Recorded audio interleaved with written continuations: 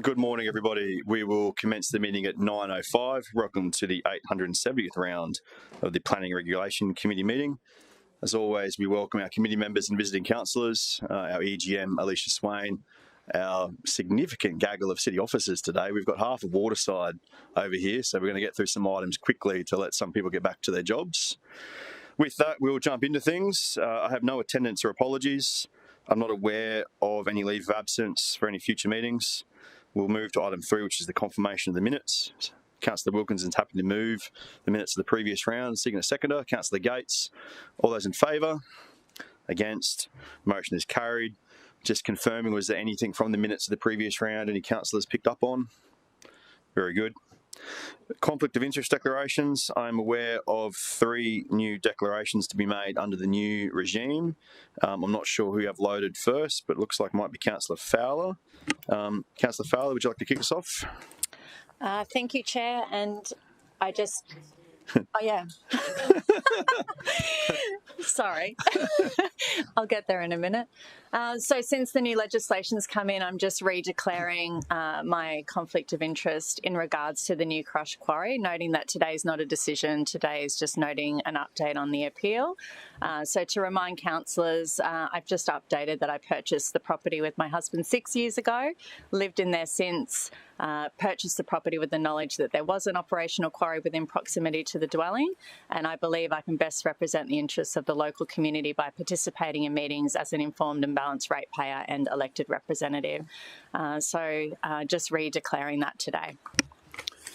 Councillors, I think we're well and truly aware of Councillor Fowler's previous declarations on this matter. It's just updating it under the new regime, under the new forms. But for the public record, does any councillor have a question for Councillor Fowler on this item? In that case, is there, I'm not even sure of the next part of this, is there a procedural motion required or nothing like that at all? Is there a vote required on this? No vote even needed. Much simpler. Okay, well, let's consider that done, Councillor Fowler. Who's next loaded? Councillor Martin. Thanks, Chair. I previously made a declarable conflict of interest, so redeclaring that I have a close personal relationship, a friendship with the person who is a beneficiary of a subsidiary company of New Crush. I previously voluntarily left the room for a decision on those proceedings, but noting today is just an update and there's no decision. I'll seek to participate or to listen to that appeals update. So I'll manage that conflict that way. Understood. Any questions or concerns for Councillor Martin on that one, councillors? Very good. We'll go to the third one, which is locked and loaded for Councillor Young. Thanks, Chairman. Good morning, councillors.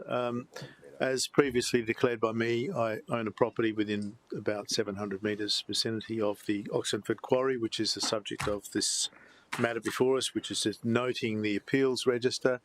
New Crush are the owners of the quarry and have submitted a DA to council to expand and extend the duration of the operations considerably. Property I own and live at is close, at its closest point is 700 metres from the existing and proposed expanded quarry. My house is 1.1 kilometres from the quarry, but is impacted by the effects of blasting undertaken at the quarry, both air shock and ground vibration. Quite a number of residents of Division 5 live within close proximity of the quarry, and I'll be staying to participate in the vote on the matter. Understood. Thanks, Chairman. So we'll update that box. Any questions or concerns for Councillor Young on that one? That being the case, I'll consider the 3 conflicts that I'm aware of dealt with. Is there any other conflict of interest declarations on any items today from councillors? Councillor Gates? No, just that.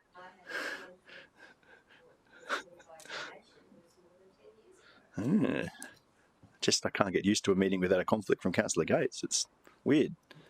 Okay, so conflicts dealt with. Start items, councillors. I'm in your hands. What would we like to unstar? Star? Councillor Gates. I'll go 6.6, 6.7, 6.8 and 7.1.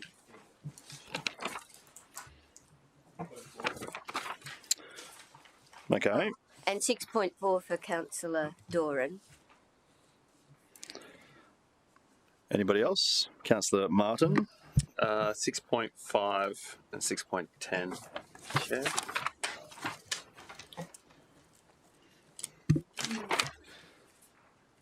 So, Yes, I did. yes.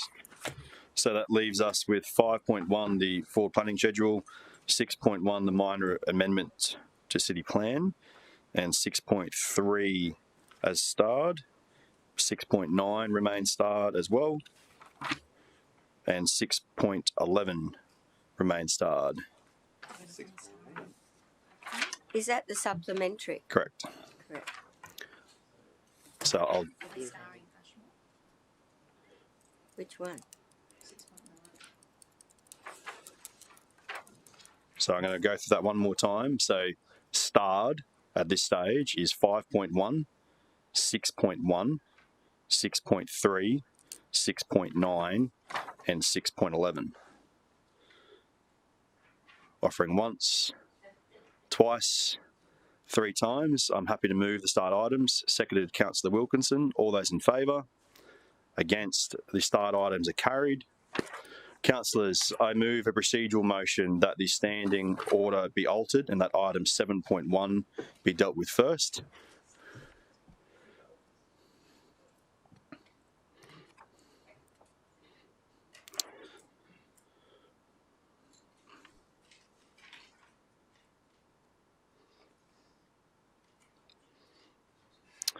Councillors, just very simply, that's just to allow our external legal team who are here today to get on and deal with this item, and they can get on with their days. So if there's no concerns with that, I'll take a vote on that procedural motion. All in favour? Against? Procedural motion is carried. We will reorder the business and deal with item 7.1. We welcome Brett and Sophie from our legal team and Rachel as well. Michael Leong, as always, pleasure to have you here.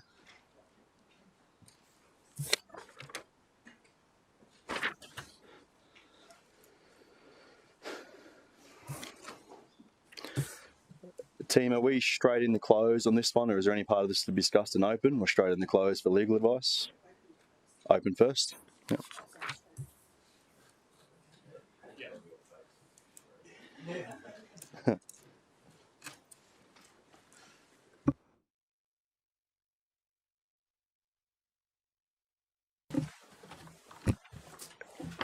Mr. Chair, we would like to move into closed, if that's okay. Yep. In that case, councillors, I will move us to closed session due to legal advice, seconded by Councillor Gates. All those in favour? Against? The motion is carried. Live streaming off, thank you.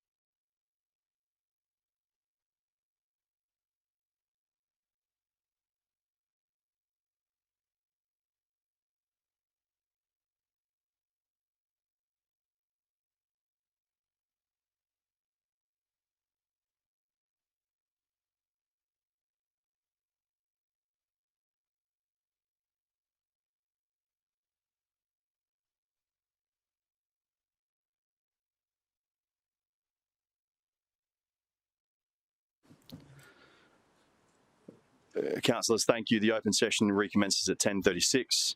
We have item 7.1 in front of us. We've had the opportunity to receive a substantial amount of advice from our appeal branch and from our external legal and experts on this particular matter. I'm happy to move the officer recommendation. Councillor Young, are you happy to second? So moved Councillor Hamill, seconded Councillor Young. Councillors, I don't intend to open debate on this, but I'll provide the opportunity for any councillor to speak for the motion if they wish. Councillor Young. Thanks, Chairman. Yes, we've been informed in the closed session from our legal team and expert advice from the team that we've engaged to conduct this appeal. I think Council's been very robust and dedicated and committed to protecting the local communities in particular and ensuring the best outcome possible. We are constrained by a town plan that is certainly imperfect, and I appreciate fully Councillor Martin's concerns on behalf of his community and how he won't find it possible to support this. But I do, on the balance of what we've been advised and all of the rigorous work that's been done that's out of the public eye, and I can't comment on that particularly now, but I believe that there has been a very significant amount of work, and we've arrived at a position that is manageable, shall we say, if not perfect, and therefore I'm supporting this. Thank you, Councillor Young. A councillor wish to speak against the motion? Councillor Martin. Thanks, Chair. I won't go in. I can't go into much because it's legal proceedings, and I don't want to jeopardise any of our legal privilege in relation to this. So all I'd like to do is I won't be supporting the motion. I will be calling division, and there's not much really else I can say given the nature of the legal matter afoot. Councillor Martin, I'm going to just close by saying that I acknowledge for all councillors that one of the most complicated things we deal with in this role is development applications, especially when they get into an appeal process, and trying to explain to the community how that process works, how we engage experts and external legal advice, but how all of it works. So I do appreciate your position on this, and that any assistance that officers and our external experts and lawyers can give to provide information to the community as much as possible on this matter, we'll make sure is forthcoming to help you explain what has gone on here in these steps and what it looks like next. Can I also take the moment just to acknowledge that the information we received and closed from our appeal branch, from our experts externally, was excellent, and just to acknowledge that this particular appeal has had a lot of resources thrown at it, a lot of work done on it, just to acknowledge that hard work from our officers and externals. Debate is closed. We'll take the vote. Division is called. All those in favour? Jodie, you call. Councillor Hamill, Councillor Young, Councillor Curtis, Councillor Gates, Councillor Wilkinson, Councillor O'Neill. Against? Councillor Martin. Councillors, the motion is carried. I propose that we take a 10-minute adjournment. Meeting adjourned at 10:40.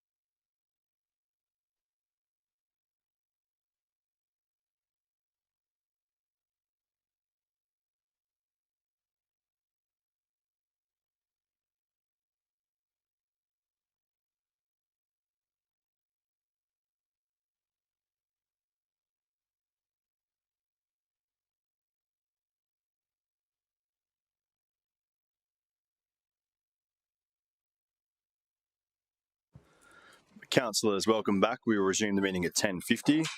We return back to our standing order, which takes us back to item 6.2, the new planning scheme update. Gav, good morning to you. Trina, Sam, Jordana, Troy, is there anybody else? No, that's it. Whole group. Good morning, folks.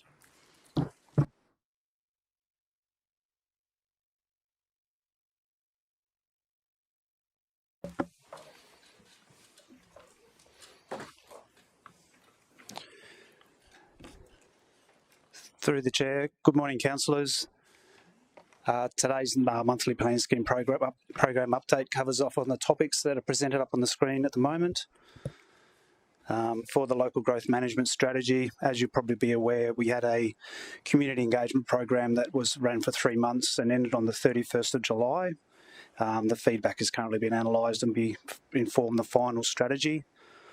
Work on the implementation, monitoring and reporting sections of the LGMS is underway. These sections will enable how the LGMS is delivered, tracked and reported on, and will form part of the LGMS, which is due to return back to the Planning and Regulation Committee in late 26. As councillors will be aware, the neighbourhood framework for the remaining neighbourhood stations is underway.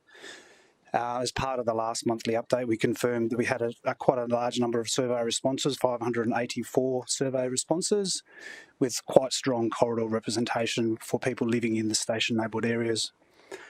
The feedback indicates a strong and consistent priority to protect the natural environment, lifestyle, coastal character, and generally the character of the station neighbourhoods themselves.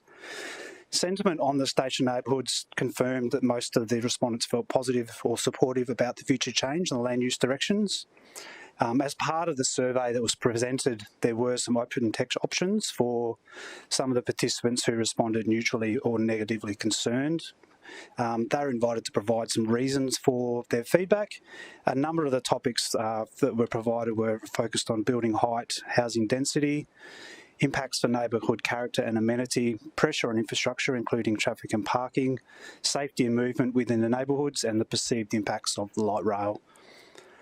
Overall, the engagement data evidence provides strong alignment between what the community values, what they prioritise for the future and the concerns they have around accommodating future growth in the neighbourhoods.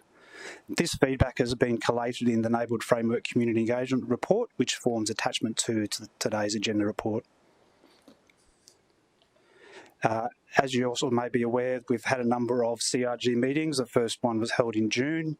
As part of the community reference group meetings, the participants were able to identify key features and values of the neighbourhood and to create priority themes for the draft visions for the area. The initial visions will be presented to the community reference group meetings members for further refinement throughout the process. Further update will be provided regarding the outcomes of the CRG meetings to provide an update on the concept plans. And as you can see on the screen, the concept plans will focus on land use, building height, urban design, public realm and transport and infrastructure. There's not too much to advise on the regional plan and SPP. The work's still ongoing and the timeframes are consistent with what's shown on the screen currently. As you will see from this month's planning report, we still do have 2 policy items which are off track. But it is important to note, however, that we have processes in place with the policy teams and we are working closely with them to progress those. It is also noted that as part of the work we've done to date, we are actually able to convert all the policy positions that we've originally had planned to integrate, and they now form part of the changed update for the draft version 1 of the new planning scheme. As you will have read in the report, we've reached a significant milestone in the preparation of the new planning scheme, where we've actually got a draft version 1 of the new planning scheme, which is ready for road testing, legal review and more detailed stakeholder engagement. The road testing will be looking at an applied application of the new planning scheme, and that process will run for a period of 6 weeks, ending on the 11th September. In addition to the road testing, we are undertaking a wide review across all the departments within council to get targeted feedback from the policy owners that contributed to the content of the scheme and the subject matter experts that are responsible for the day-to-day operation of the planning scheme. So I guess, yeah, it's a significant milestone and there's been a significant amount of work to be done to get to this point for being able to get to the road testing and taking some feedback before we advance further. With respect to the balance of the slide that's shown now, you may have been aware of the recent state government announcement in late June,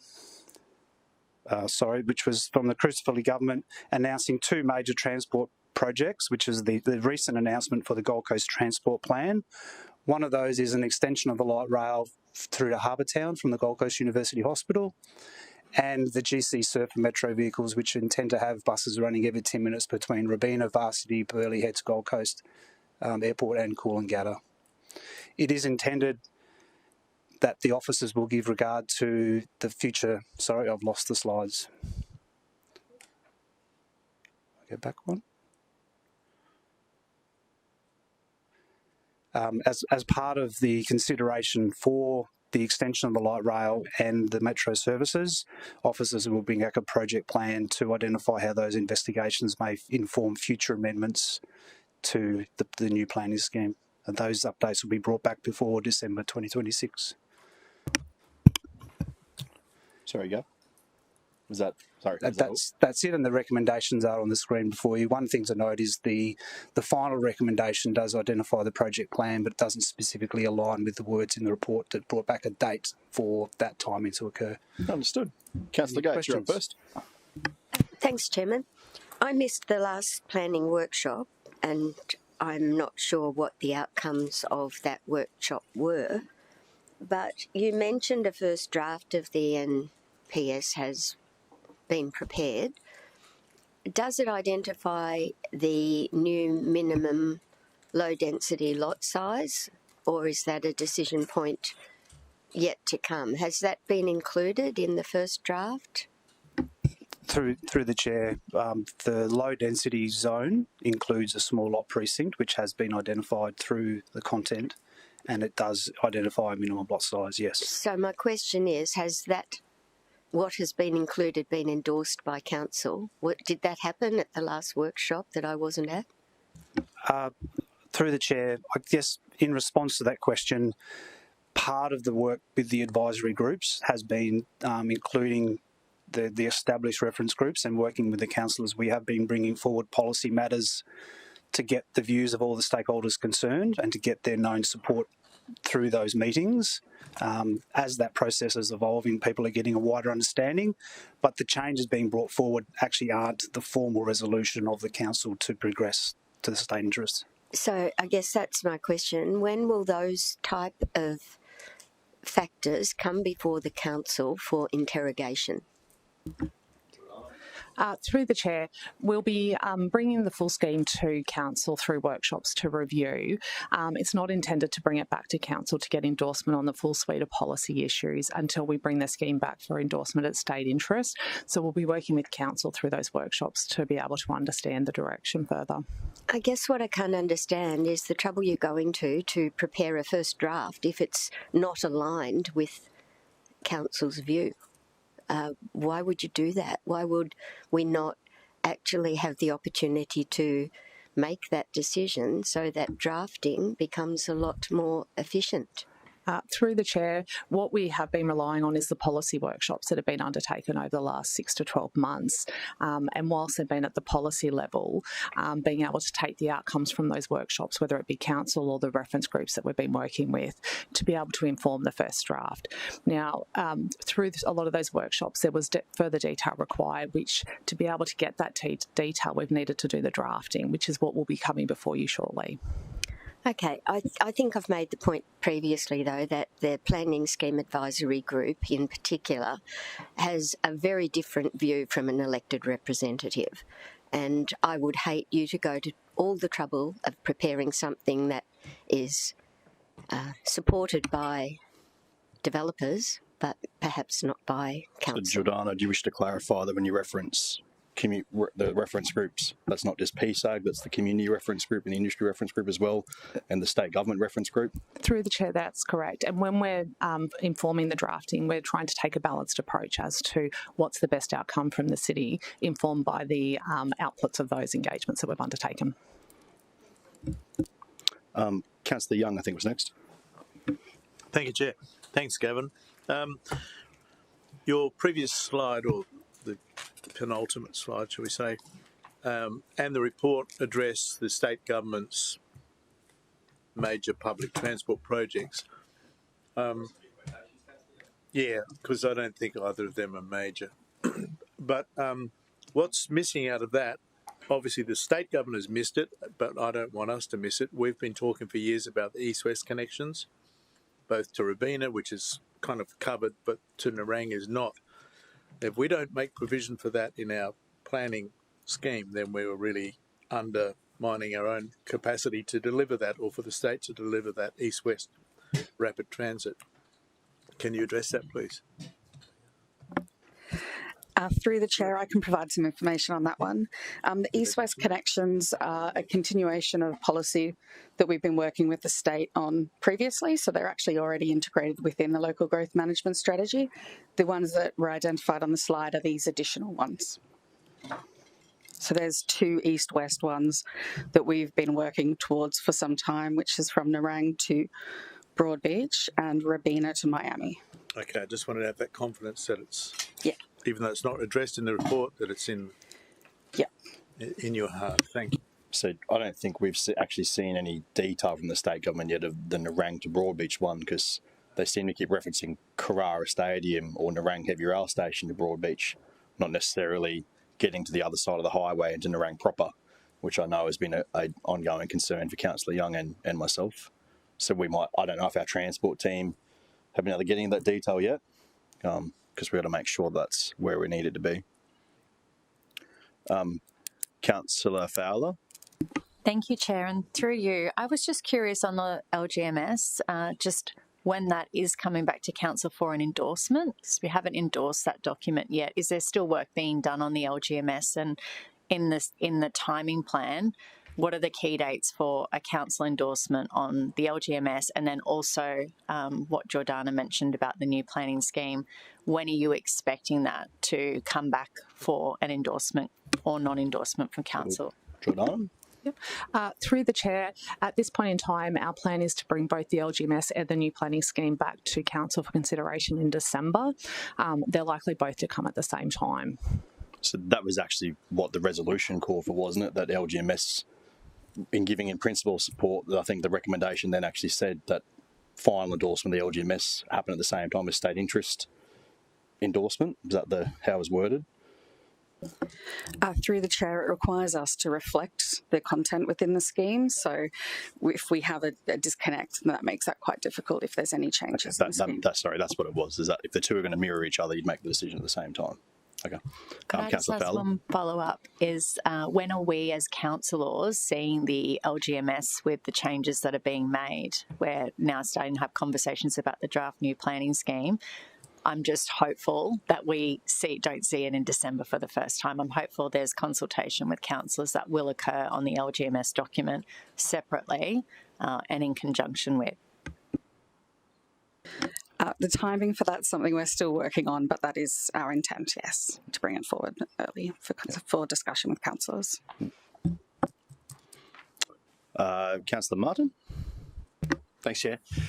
Queries on timings as well.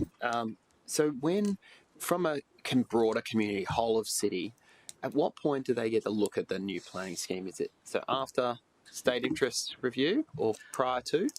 Through the chair, the scheme will be made publicly available when it comes to council in December, when we seek to send it to the state for state interest check. So it'll be in the public realm, but it won't be for statutory consultation at that point in time. So no further statutory consultation? The statutory consultation will occur after we receive the advice back from the state on the first state interest check and we get approval to go to consultation. All right, so there'll be statutory consultation. Correct. How long is that? It's normally approximately 40 business days. So about an 8-week period that the community gets to have their say. So in our current time frame, Councillor Martin, if assuming a decision in December to send it up to state interest, and I think in our time frame that we've agreed to with the state reference group and the state planner, they're looking for probably 3 months, hopefully, to do their review, because we've been front loading them with reference group, which might mean it's back to us in April next year. And then the minister's toolbox, I think it's referred to, of how our consultation has to be done and what timings is all dictated by the minister's consultation process from that point? Yeah, through the chair, when we send the scheme up for first state interest check, we also send a comms and engagement plan at that point in time, and that will set out what our plan is for the comms and engagement for the statutory consultation phase. So, Alicia, did you have something to add on there? Through you, Mr Chair, Councillor Martin, I was just going to say Trina and I are catching up with the state planner, the Queensland state planner, next Tuesday afternoon, so just a bit of a check-in, see how they're going and see what her review is on the state interest group as well. So we might get more information after that I'm happy to share. Thank you. And when are we going to get the Gold Coast MPs in a room with councillors as well? Noting we probably need to do that before the state interest check. Through you to Councillor Martin, yes, we have put a call out to all of the state members. We're talking about having several meetings, but we haven't had any responses back from any of them just yet, I understand. But we were looking at trying to group them if we could, so that potentially geographically, but the option also to meet them one-on-one. But yeah, we have put those invitations out. So would it be appropriate, comfortable if we reach out individually maybe to our local MPs to give them a prod to... Less time on library petitions and more time concentrating on planning scheme. I've got 2 state members. Councillor Martin, did you have any other further questions? Councillor Doran? Thank you, Chair.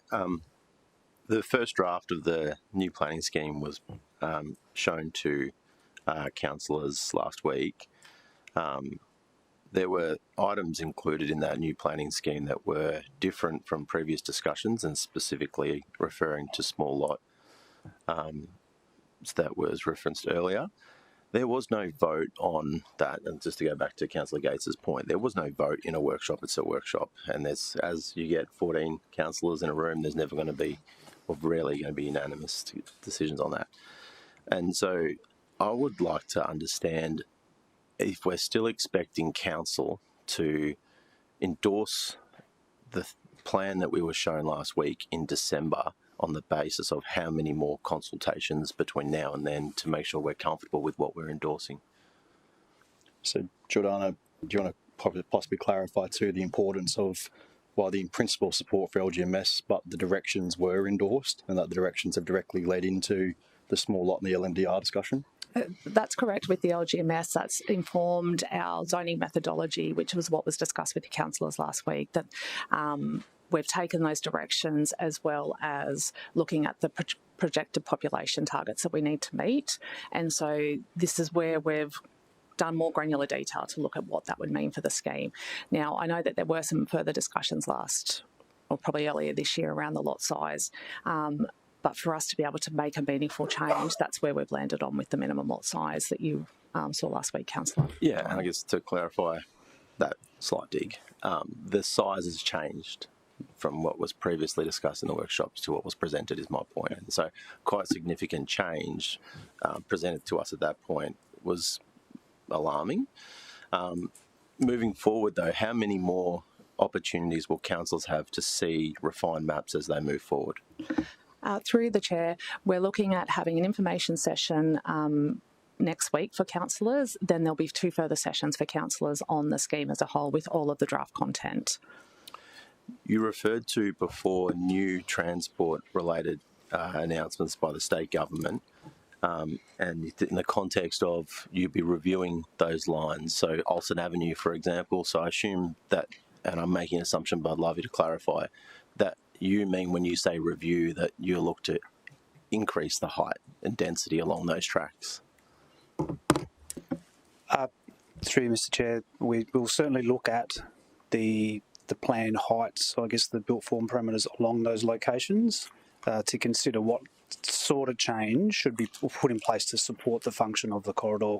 It may not be the case that there needs to be significant change. I guess, in the context of shifting between the stages of the light rail corridor, there hasn't always been the same intensity that's realised. So I think it's really a factor of what is the function of the corridor and what's an appropriate outcome. So I think it's probably a little bit preemptive to say that we'll make a specific change for building height. Sure. Yeah, and sorry, did you say that would be done as an amendment later on? So we're not proposing that that's in the new scheme. That would be an amendment to the endorsed new scheme to be worked on later as and we might do another neighbourhood framework piece like we're doing on the light rail stations at the moment down the track. Through the chair, that's correct. There has already been some work to, and Sam will jump in if I say something wrong, but there's already been some work done with the LGMS in terms of the principles of the uplift in the scheme around key corridors in the city to start with. What we'll be looking at is more detail around where the stations are and whether that uplift is appropriate. So that will form a similar process to the neighbourhood framework and the local planning process that we've had a report before council previously. So when we know from the state which one of those are actually going to deliver first, might be what dictates the decision of council to say, right, well, that's the first corridor to go do an amendment on the new scheme too. Correct. During the presentation, it was mentioned that it would be brought back as part of our vote in December. So that's why I was thinking, well, doing it now, it can't be a future amendment if we're going to be asked to. George, just want to clarify what the intent was. The intent is that we'll bring a project plan back before council for you to be able to see how that process is going to play out. We won't have the work done before December. What's a project plan in this context? A project plan will be to articulate how we're going to move forward and do the planning work associated with these stations to inform a future amendment. So the work that will be needed as well as the timing associated. So that would also then, would that then also apply to the east-west connections that have been announced but no real detail around the route? And I'm asking specifically about, I have 3 going through my area, so if you're going to be reviewing the one line from the hospital to Harbour Town, I've got one that could go through the middle of Varsity Lakes, could go around the back of Robina, could go through Robina, yet I'm being asked to look at this in the context of previous discussions where we've talked about transport corridors getting uplift, and now I've got announced but undefined transport corridors, and I'm asked to get my head around a plan for December just in my little area, let alone for the whole city. So how will that fit in this work that is to be voted on in December? Through the chair, our focus will be on the ones that have been announced and have the funding and the work associated with it, as well as the 7 areas that have previously been endorsed by council for the local planning process. So you're saying the east-west connections that have been announced by the state government aren't ones that are announced or with funding attached to it? So you're not going to be looking at those, or you are? So through the chair, the previous government had already announced the 2 east-west connections. So there may be some changes to those with this new government that we need to prosecute. But the previous work that had been done with council and the state government on the east-west connections have already been brought through to the LGMS and have already been considered in terms of the uplift. But we will be looking at the new proposals that have come out by the state government to see what changes there have been identified, and that will be done as well at the same time as this body of work. I guess the problem there for me, Chair, is that the routes that have been put on a map that I've seen, but not any for the detail, don't actually align with the work that was endorsed in previous East-West bodies of work that have come before me, before this council. So how do we crystallise that for me to say, well, what uplifts are proposed if we don't yet know where the route's going to go and if the target is for uplift along those routes? And it seems to me there's going to be quite an intense period between now and December to work that out. Councillor Doran, you're a bit specific. Are we talking the Robina Miami one or the Varsity Burley one? So there's actually 3. I just got no idea. Yep. There's actually 3. There's the GC Surfer that comes in around Varsity Lakes train station up to Robina. There's announced Robina to Miami, which allegedly will go through past Bond University in Varsity and then up again to the train station. And then there's the Peter Young version, which goes to Nerang. Yeah. So I more meant the one you said there was one that is different to what we thought it was going to be. Like there's a corridor we assume, but it's going to be a different corridor. Which one of those is? Yeah. Because I got no idea. Yeah. There's actually been train stops or light rail stops been shown to me in renders through the last 2 years in various locations that I don't see any of them being pinned here. So Varsity CBD, going down Cottesloe, Robina Town Centre on Collier's Quays, and then obviously up around the back. So it's at this stage at a point where we need to see some detail if it's going to be crystallised in this plan, Chair. And that leads me to my last question. I don't mean this is new information for officers too, I get that, but the pressures on you to produce it, but the pressures on councillors to vote in a way that accommodates growth, Chair, but also doesn't put an undue impact on areas that we don't need to if we don't have the transport there. We got shown a draft plan last week. It's still at this stage, there's a big blue gap in the middle which doesn't show me any detail around Robina as a neighbourhood area. in terms of the replacement of the RCPA, I still haven't received any confirmation about how we're dealing with the historical EPs as it moves forward. This is a major chunk in the middle that I feel like if we don't start to get some detail around what that looks like and the council starts to vote on it rather than just me see it, when I do see it, then that's a major piece that's going to potentially be rushed. What's the timeline to start to see some detail as to how that fits within the wider map I was shown last week? Through the chair, we're in the process of starting to arrange briefings with affected divisional councillors with the local area plans. So there's just been a conversion between the SERP team and the new planning scheme team to be able to draft the actual content. So that will be coming before you very shortly. I welcome that, Chair. I'm worried that we're going to be asked to put our name to something without proper time to really have our voices heard or get out across the detail on this at this point. I'm worried about the timeline, but I appreciate the work officers are doing.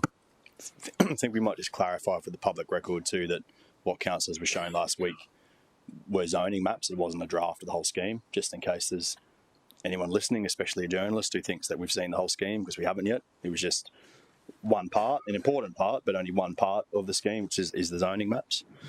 Councillor Gates. Thanks, Chairman.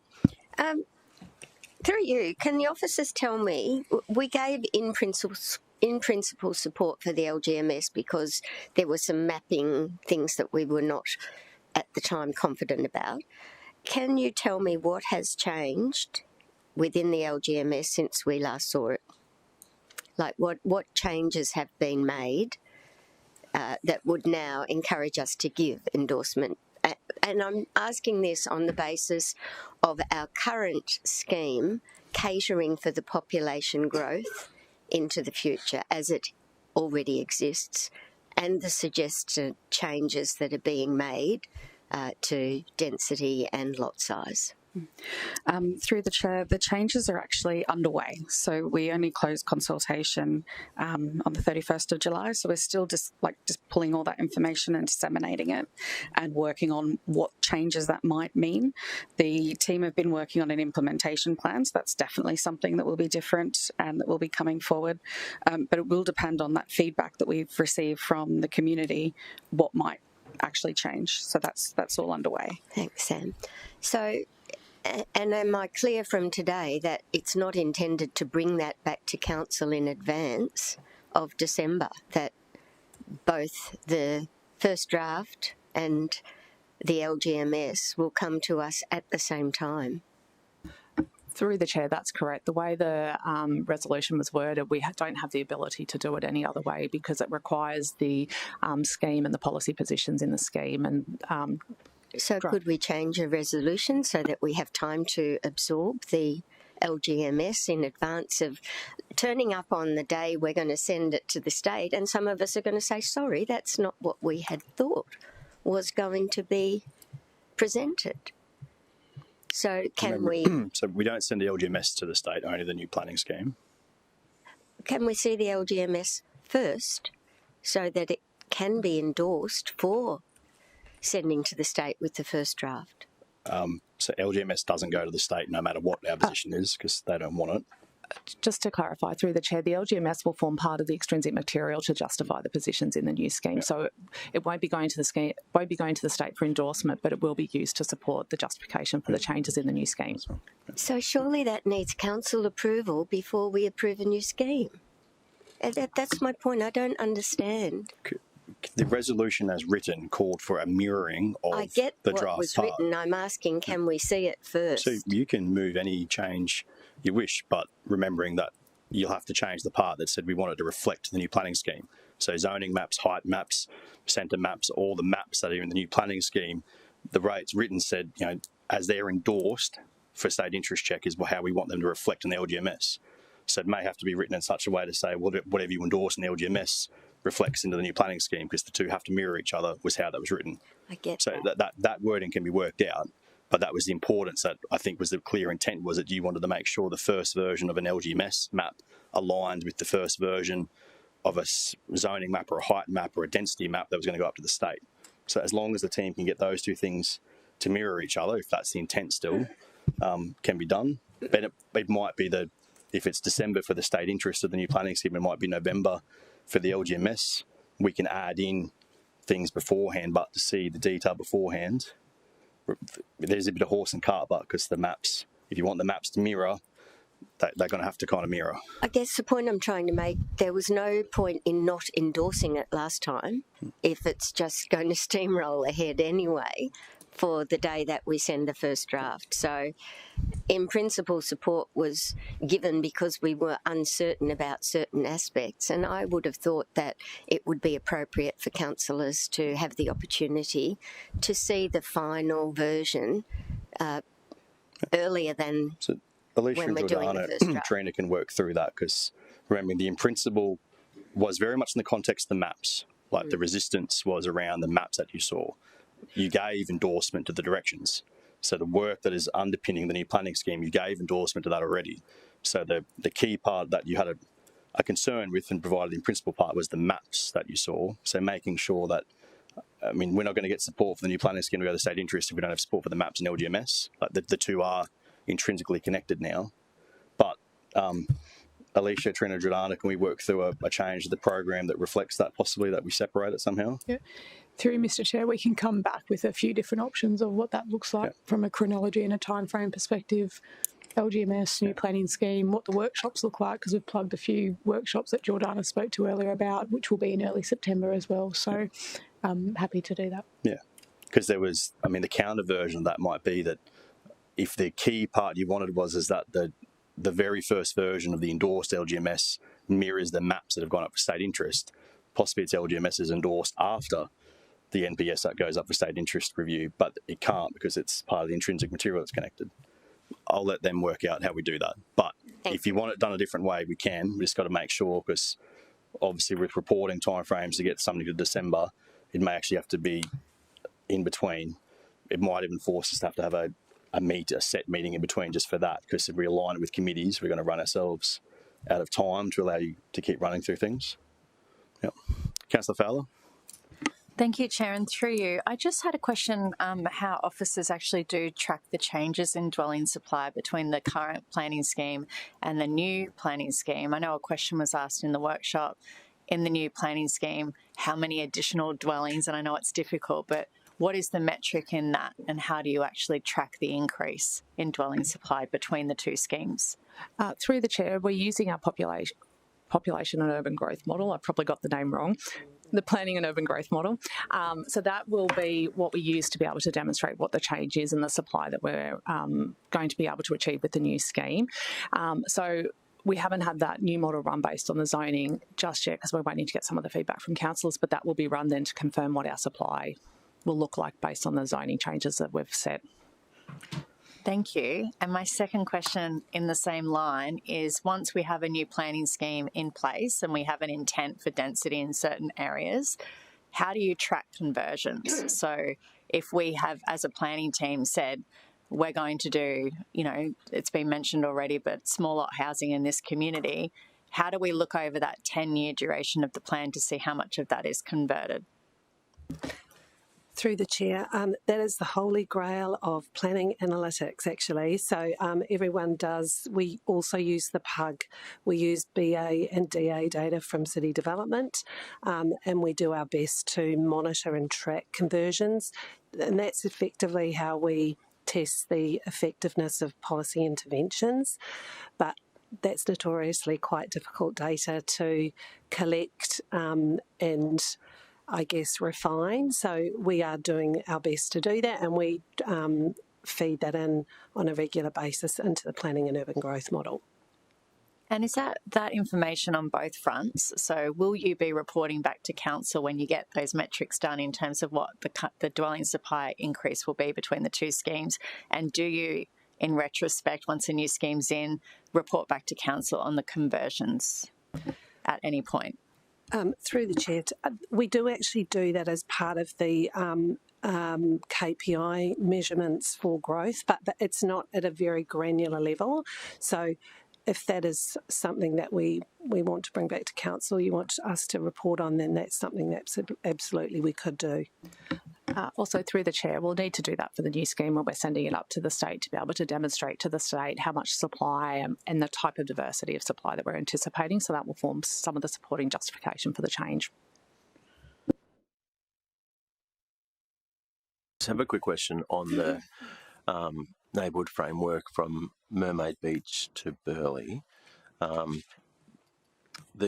Just looking at the table on page 40 of the report, one of the concerns raised, the top theme of the concern raised in question 8 was concerns around increased building height and density.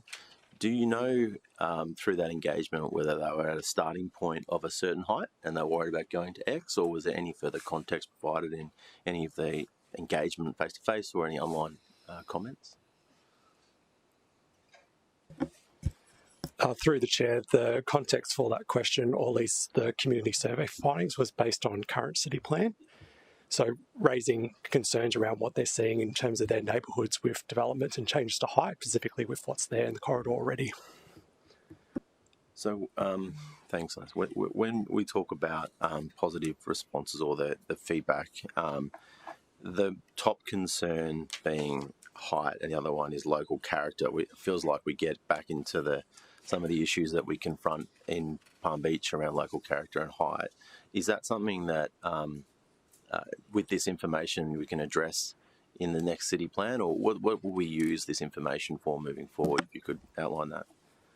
So the community finding, what it is being used for is to carry that through into the community reference groups that are underway. So there's local representatives through those groups and go through those very conversations around concerns of building height and character, and ultimately use that input and reflect that in a concept plan with the intention to then translate that into the scheme. So certainly important, and what we're working through currently with those community reference groups with our last meeting scheduled for September.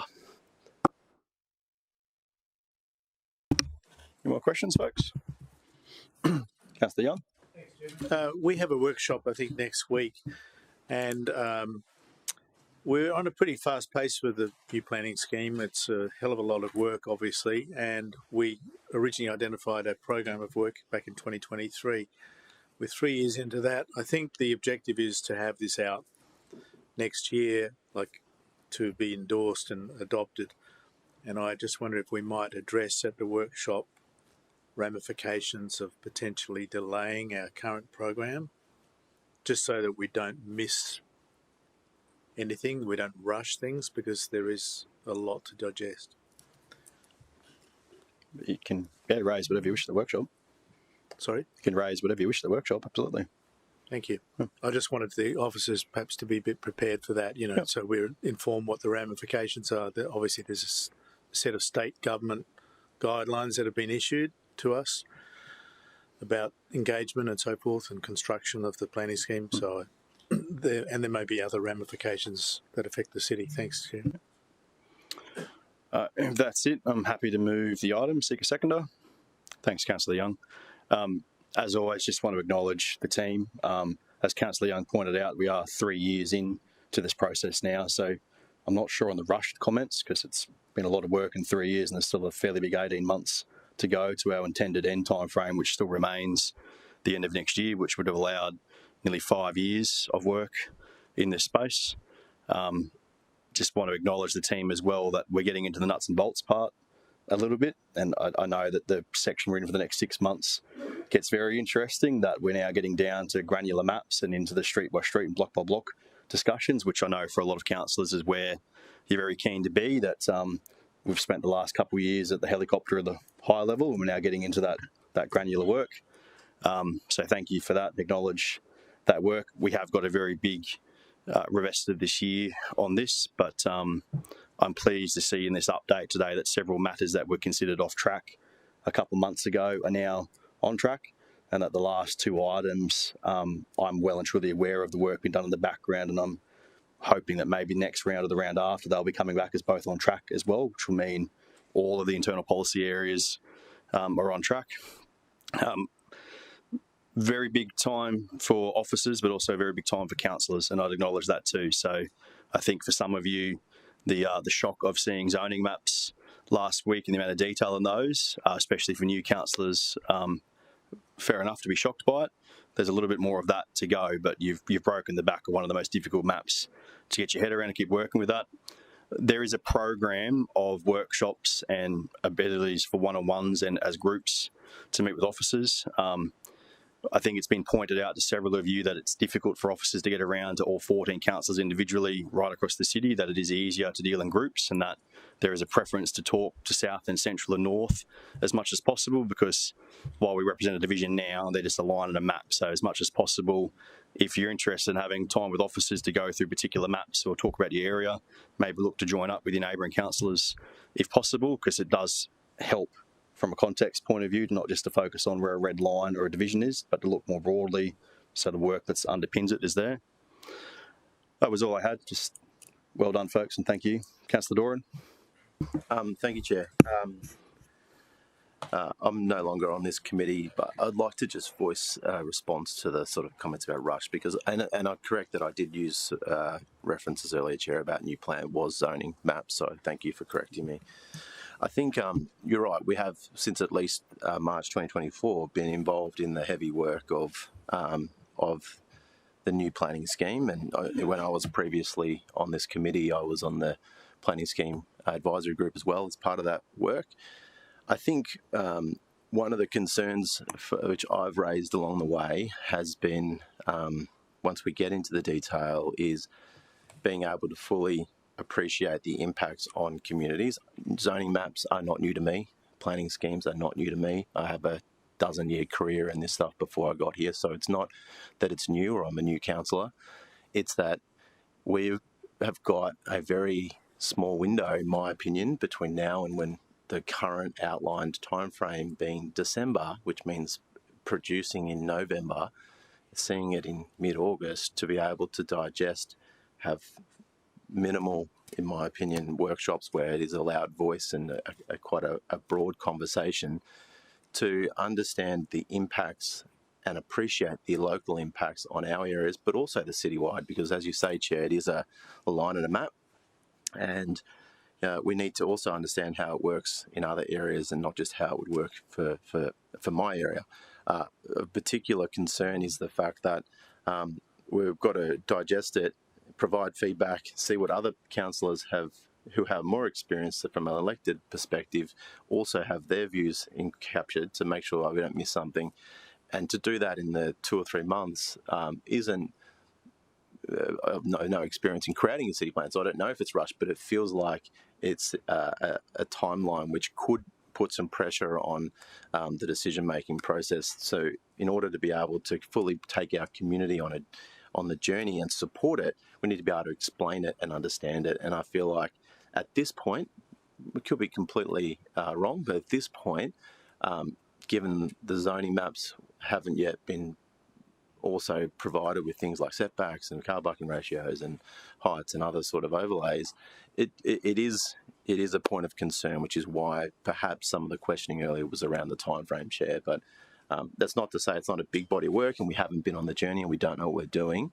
It's just that, as you say, we're at the pointy end, and we just want to make sure, from my perspective, that great care is provided on the way through so we can get a good result for the community, because I'm sure everyone here wants to make sure that the growth is managed and planned in a responsible way that the community can accept. Thanks for your input, Councillor Doran. Anyone else wishing to speak on this item? Just to close, to say that again, good input from Councillor Doran. I'm not concerned by the timeframes. I actually think the fact that we're getting down to being forced to get into the detail is a good thing. We've spent a lot of time in policy world, and now that we're able to get into that a little bit more, it is forcing that conversation to move forward. The officers have got a clear plan that outlines what needs to occur for the rest of this year to get us that December decision.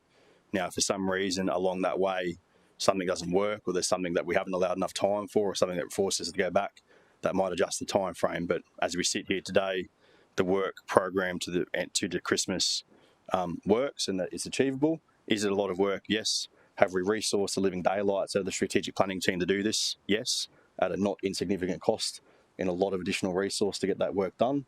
So we'll continue to push that forward. Again, I'm not concerned by the fact that councillors are now being forced into a bit more friction of having to look in the detail and to look in the stuff there. That's a good thing for me. I was very pleased with last week. While there was definitely some shock and awe in seeing the maps, from what I saw and from the conversations I've had with several of you since, once you had the chance to step back and go, hold up, a lot of what's on the map is already what's in the current scheme.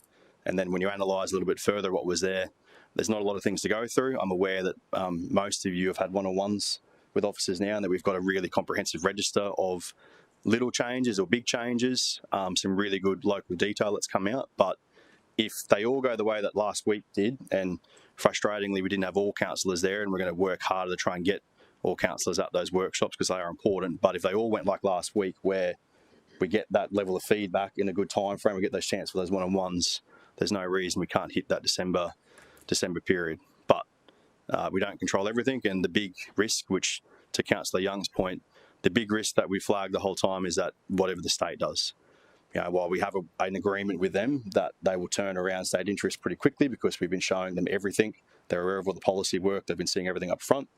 Obviously, if the state take longer than what they've indicated to us, that pushes the program out. That one is out of our control, but we are doing everything in our power from an officer point of view and a resourcing point of view to remain on track to have a new planning scheme in place before the end of next year. Remembering, going up the state interest, the community's involvement and that idea of the community journey. Community journey comes in the statutory phase of this. While it would be lovely to consult with the community on every single part of this the whole way through, we can't take 20 years to do a planning scheme. By the time this work program is finished, it would have been the best part of 5 years and several $1 million to get to that point. So very comfortable with what they're up to. Again, appreciate the team, appreciate there is a lot of work in the program, appreciate Alicia's involvement and Mick's involvement in getting involved in that as well, and look forward to seeing not just committee members but all councillors. Might even have to force the good councillor Castro to come along to a workshop just to say that he came to one of them. Councillors, debate is closed. All those in favour? Against? The motion is carried. We're on to item 6.4.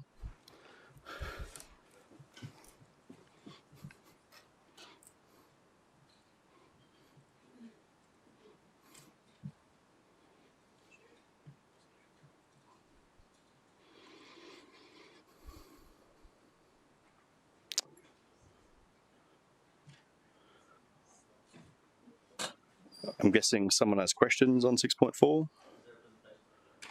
Is there a need for a presentation? So,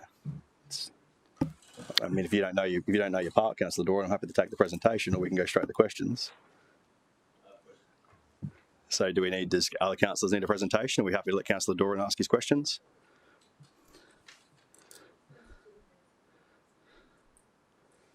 Is there a very, very, very brief presentation? All right, let's do the very, very brief presentation.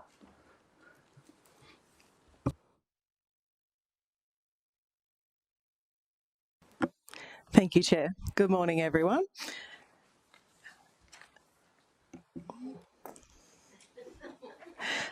So a petition was received by Council on the 5th of May. It contained 33 signatures.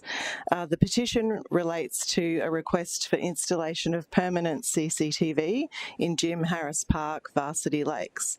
Specifically, camera coverage is requested of the Varsity Lakes Community Centre, Varsity Veggies Community Garden, and a pedestrian connection that leads to Cassia Drive.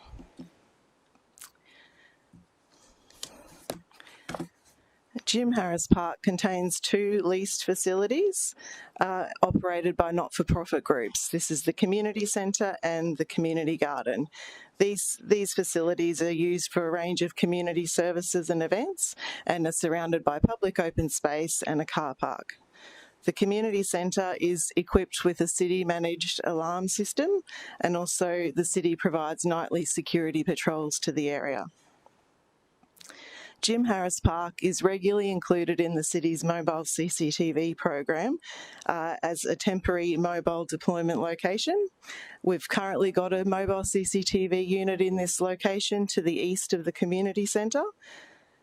And those units, as you're aware, are rotated around as part of a forward schedule based on community safety needs. The pedestrian connection that leads from the car park down to the community centre through Cassia Drive leads to the Varsity Lakes Skate Park, where it could be noted that there's also permanent CCTV cameras in place. To assess this petition, an analysis of a range of data was utilised. The Safety Camera Network 10-year plan sets out our priorities for permanent CCTV expansion to ensure our resources are evidence-based and carefully directed.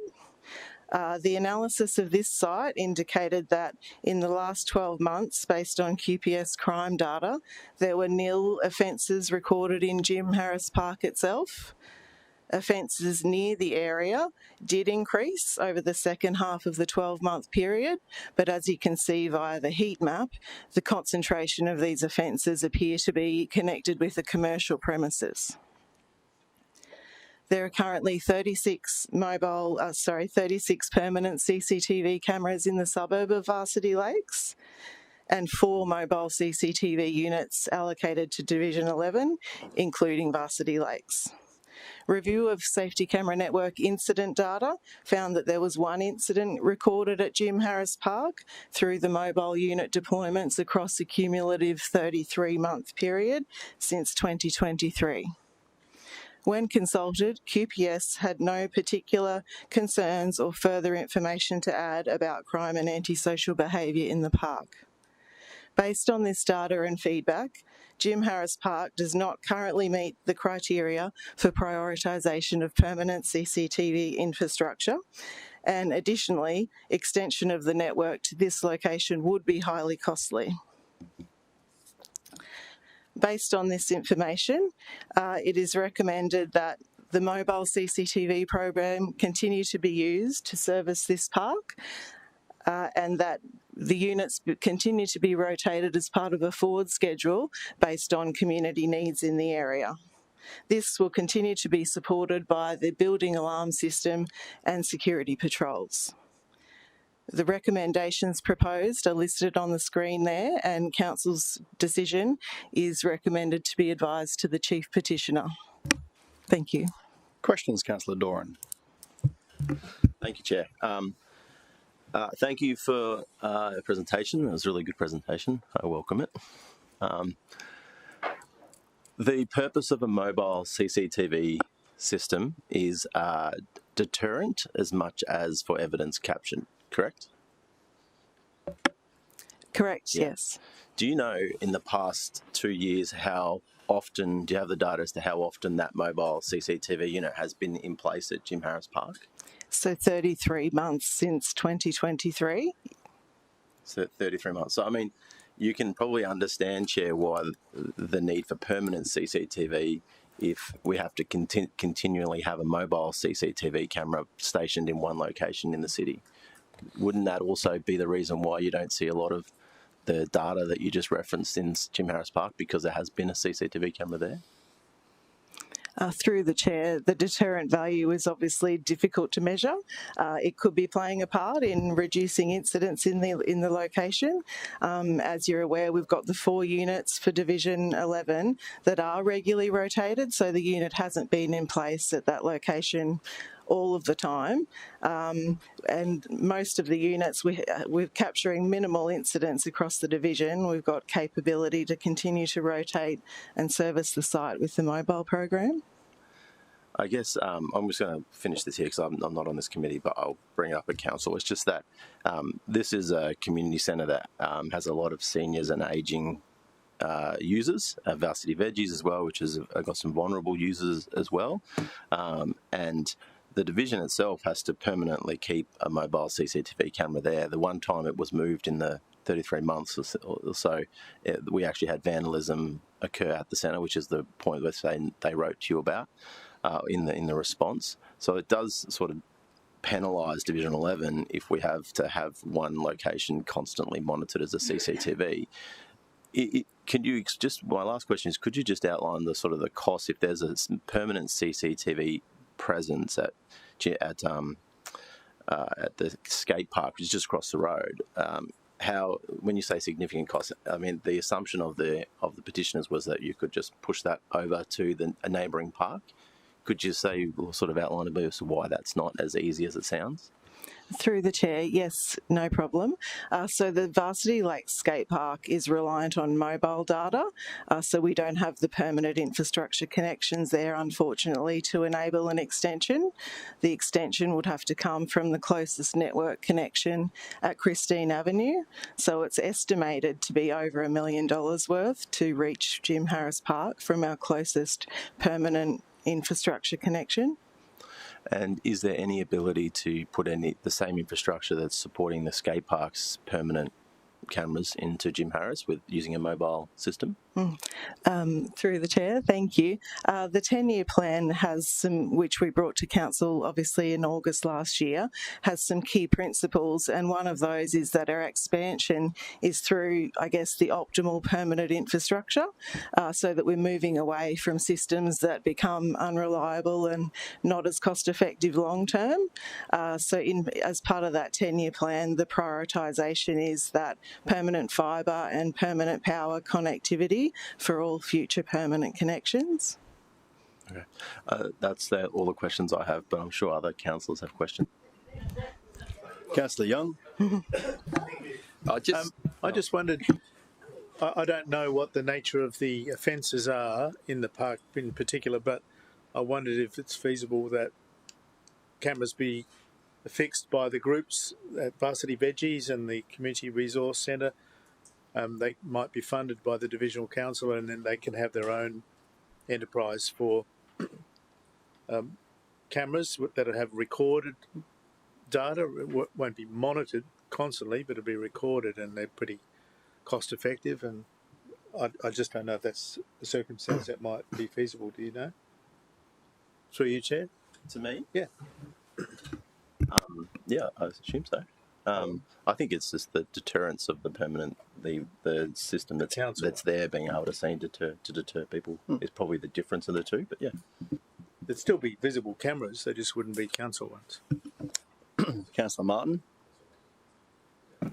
My question was on the stats for the precinct overall. Seem really high, but I'm just interested in if that is the case for that yearly summary. How that stacks up citywide. Is that within the realms, or that's a high level? Can you just clarify which stat you're referring to? It was in the presentation. It was Varsity Lakes. It was the 12-month, not specifically the park, but overall. I think it was around 790 odd around the area. Seemed quite high. Is it out of control? No. 769. So I'm just seeking to understand how that sits within the whole of city. Is that, any thoughts on that? Yes, thank you, Councillor Martin. Through the chair, when we compare the Robina Police Division to the Gold Coast LGA crime rates overall, the overall crime rate is lower than the Gold Coast average. Offences against the person are also lower, but property offences were slightly higher in the Robina Police Division. So that gives a bit of a comparison compared to the Gold Coast as a whole. Any further questions? Someone happy to move the recommendation? We'll let Councillor Doran have his crack at full council. Councillor Young's happy to move it. Seconded to Councillor Wilkinson. All those in favour? Against? Motion carried. 6.5. Councillor Martin, are you happy? You happy on this one? If we just go straight to the change recommendation you've got proposed? Yep. Thanks, Chair.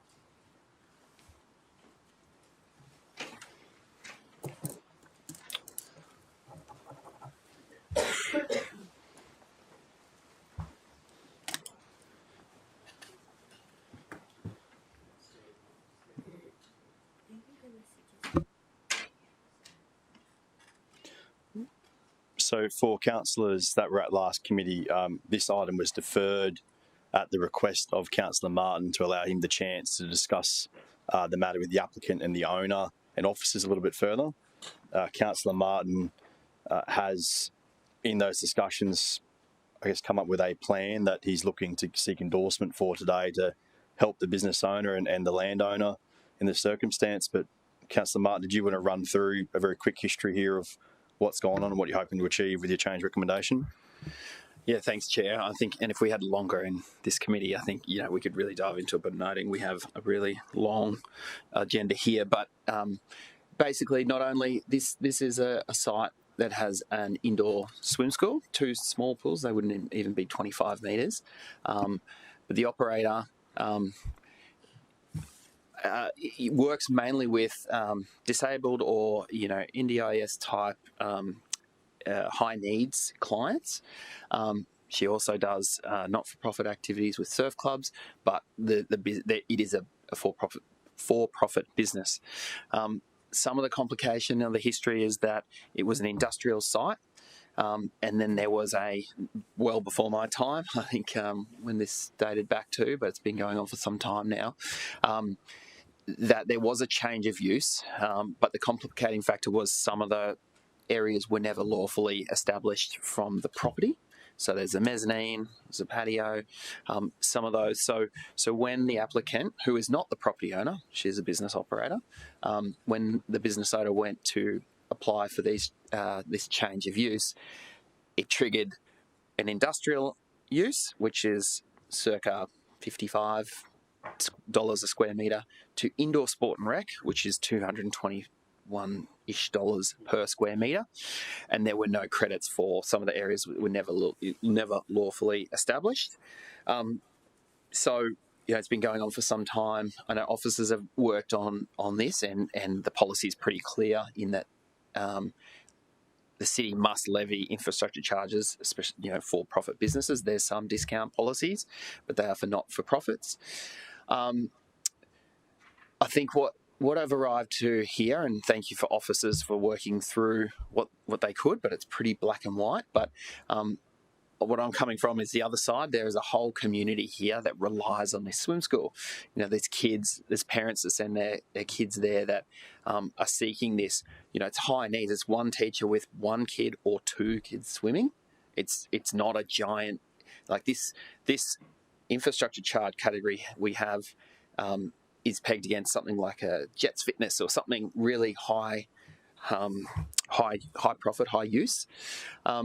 So I guess I'm not disputing that it is for profit, but what we've established through working through here is there is, when the infrastructure charges are levied, it is the use and the GFA and the size, but there's nothing that really denotes intensity, whether you're really maximising your profit to the nth degree or somewhere in between. But there is a small scale indoor sport and rec category, which has two components, being under 50 hours per week, which the applicant does comply with.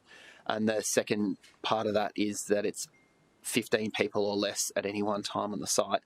And in talking with the applicant, she is essentially there. She was never trying to hit that target because didn't really know that it was a possibility, but could be there. So what I've sort of got to here is that I think she needs to lodge a change application. So we're noting the petition report is still seeking to collect the charges. This would allow recovery action to be paused for up to 60 days to allow the applicant to lodge a change application for probably what is the more proper use, which is that it is small scale, and that council just holds that debt collection for that. And if that is lodged, for that process to be determined, if the applicant doesn't lodge it within the 60 days, and that could be collected.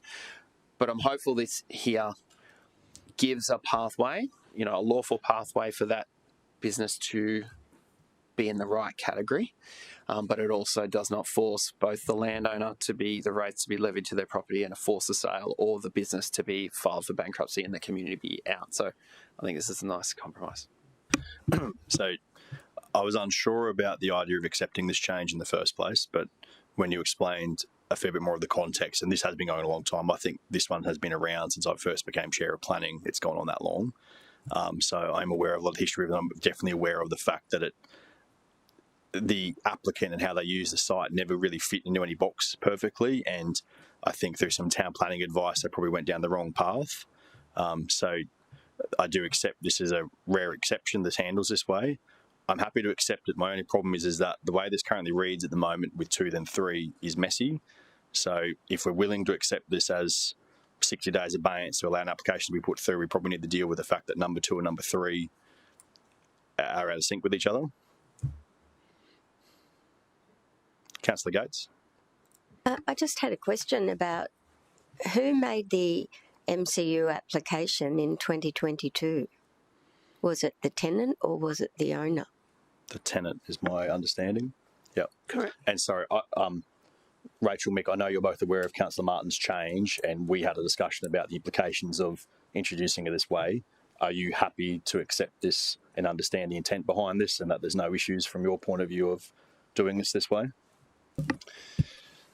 Sorry, Rach. Through the chair, there's probably, as you pointed out, maybe a little bit of tidy up that would need to happen in the event that the application isn't lodged in 60 days or the owner doesn't give consent for the application to be lodged. Then we would probably just need some clarity about continuing on with collecting those charges. So unless any councillor, unless any committee member has got a massive issue with where this is going, I'm going to propose that we give Josh and Mick and Rachel and Alicia 5 minutes to tidy up the wording so that it's much clearer, and so that the steps, if they don't get owner's consent, if they don't get this, what happens is made clear. Councillor Gates, happy if we do that, if where we're going with this? Yeah, sure. Yeah. I just was a little confused by the wording. Yeah. It needs to be tidied up, but if you understand the intent, and I appreciate this is a very rare exception that this is done this way, but as long as we've got some clear, if this happens by this time frame and this happens, that we keep moving forward, and then if it doesn't, then infrastructure charges are levied and we go about it as normal. So it's 11:57. I'm going to keep us to a very strict 5 minutes. So at 12:03, we're kicking things back off again. Adjourn the meeting, please.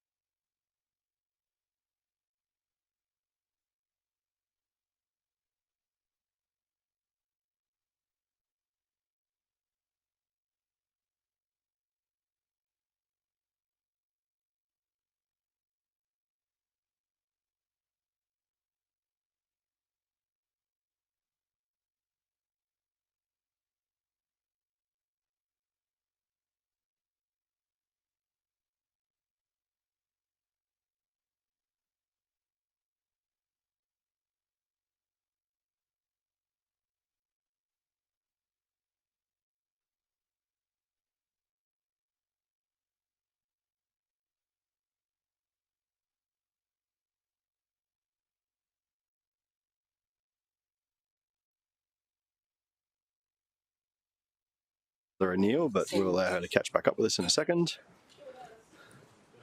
The meeting recommences at 12:03. The team have taken the 5 minutes to tidy the wording up so that it is a much cleaner recommendation now. Councillor Martin, you happy with how that sits now? Yep, thank you. Mr Moran for Goodstead, you happy with how that's now presented? In that case, Councillor Martin, happy to move? Yes, thanks, Chair. Seconded for Councillor Martin's motion. Anybody want a second? Councillor Wilkinson. Councillor Martin, you went through it before. Do you need to speak to it any further? No, nothing further. Thanks, Chair. In that case, debate is closed. We'll take the vote. All those in favour? Against? How do you vote, Councillor Young? Still deliberating. My concern is that we can lodge the application and just let it sit, but I think Mick understands the intent with it. I'll need to keep on it. Thanks, Right. Chair. The motion is supported. We'll move on to item 6.6, which was the quarterly appeals update. This item was opened for declarations, but is there actually any questions on this item, councillors? Councillor Gates, that's good. Councillor Gates, a question for in open or closed? I can be discreet. It's up to you, otherwise we just go straight to close and deal with it quickly. I Your can call. just ask officers to look at page 154. Right. We'll just give Rachel a chance to find 154.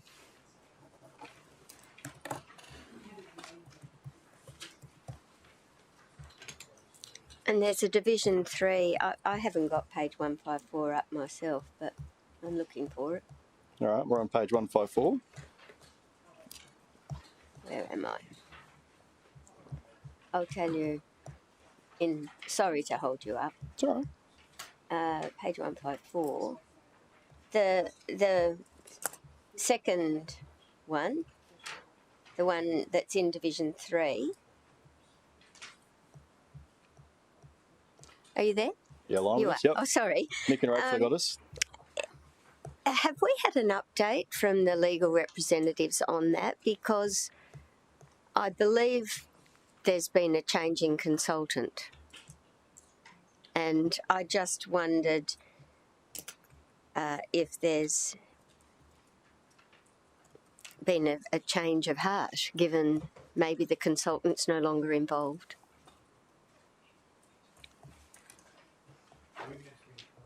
No. No, because I'm being discreet. Through the chair, I think we would probably need to move into close if we want to give you. I'll move us to closed. All those in favour? Against? I'll second Into you. closed, please. Procedurally, Councillor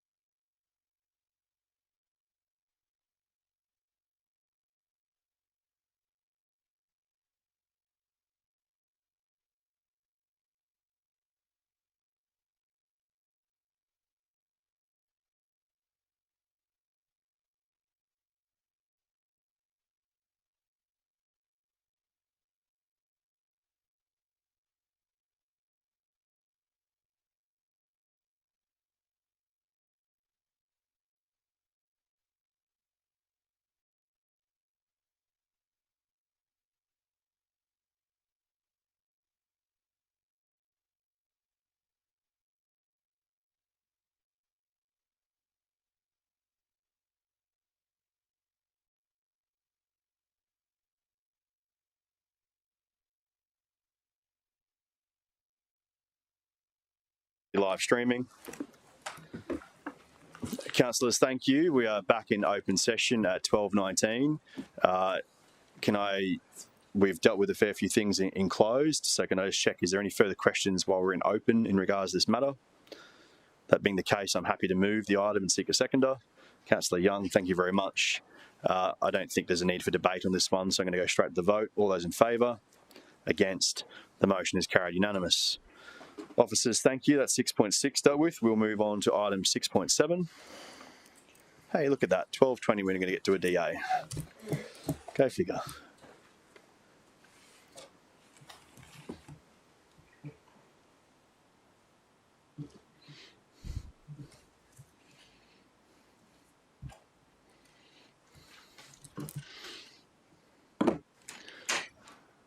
Nobody wants to come and play, Mick? Or here, there we go.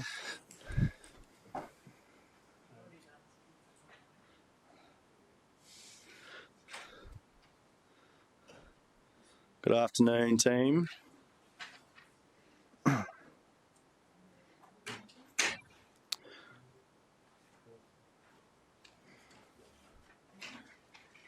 Mr. Holt, sharpen the tie.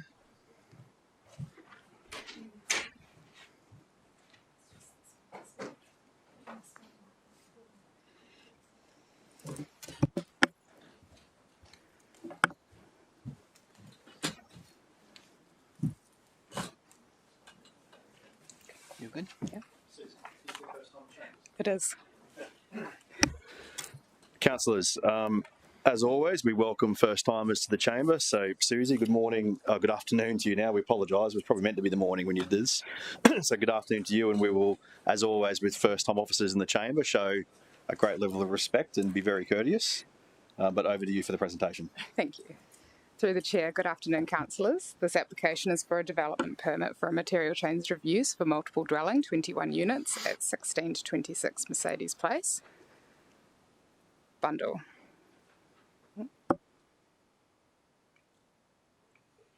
The application is subject to impact assessment. The subject site is an amalgamation of 6 lots running between 16 to 26 Mercedes Place Bundall with a combined area of 4,869 square metres and a 75 metre frontage to Mercedes Place. The site currently contains a mix of vacant land and 2 existing dwelling houses and is located in the low-density residential zone. Notable features in the local context include the adjoining innovation zone of the Bundall Specialist Centre to the east, shown in blue, which has a height overlay of 54 metres. The site immediately to the east of the development site comprises council's own offices at 6 stories in height. The site is bordered to the north and west by a tributary of the Nerang River, which provides approximately 40 metres of buffer to residential development of between 1 and 3 stories within the low and medium density residential zones on the northern side of the river. To the south, Mercedes Place separates the site from a mix of 1 and 2 storey dwelling houses within the low-density residential zone. The Hota precinct shown in teal is within walking distance to the east. The proposal is for 21 villas to be developed over 4 stages. Heights range from 2 storeys at 6.3 metres for the street-facing villas, 19 to 21, and up to 3 storeys and 10.5 metres for the waterfront villas, 1 to 14. Villas 15 to 18 are 9.8 metres in height. Each dwelling has a double garage, except for Villa 19, which has a single garage as the only 2-bedroom dwelling. 5 visitor parking spaces are provided, and there is a single vehicle access point from Mercedes Place. Pools and private open space for waterfront villas are located within the waterway setback. On the screen are some visuals of the proposal showing the appearance of the development and the changes in height across the villas. The top left perspective shows villas 19 to 21 on the left-hand side at 2 stories, 6.3 metres. Top right perspective shows villas 15 to 18 on the right-hand side with a partial 3rd story at 9.8 metres. Perspectives on the bottom of the screen show villas 1 to 14 as viewed from the adjoining waterway, ranging between 9.3 to 10.5 metres. The first key consideration for this proposal is density. The proposal seeks approval for 21 dwellings on a site that under its RD1 designation would typically accommodate around 12 dwellings. Officers are satisfied that the proposed density is appropriate in this instance. In reaching that view, we've considered the transitional nature of the site and the unique context, as I explained on slide 4. We have also had regard to the regional plan's density targets, which the proposal is consistent with at 43 dwellings per hectare, when the plan targets between 40 to 200 dwellings per hectare in Bundall as an identified major regional activity centre.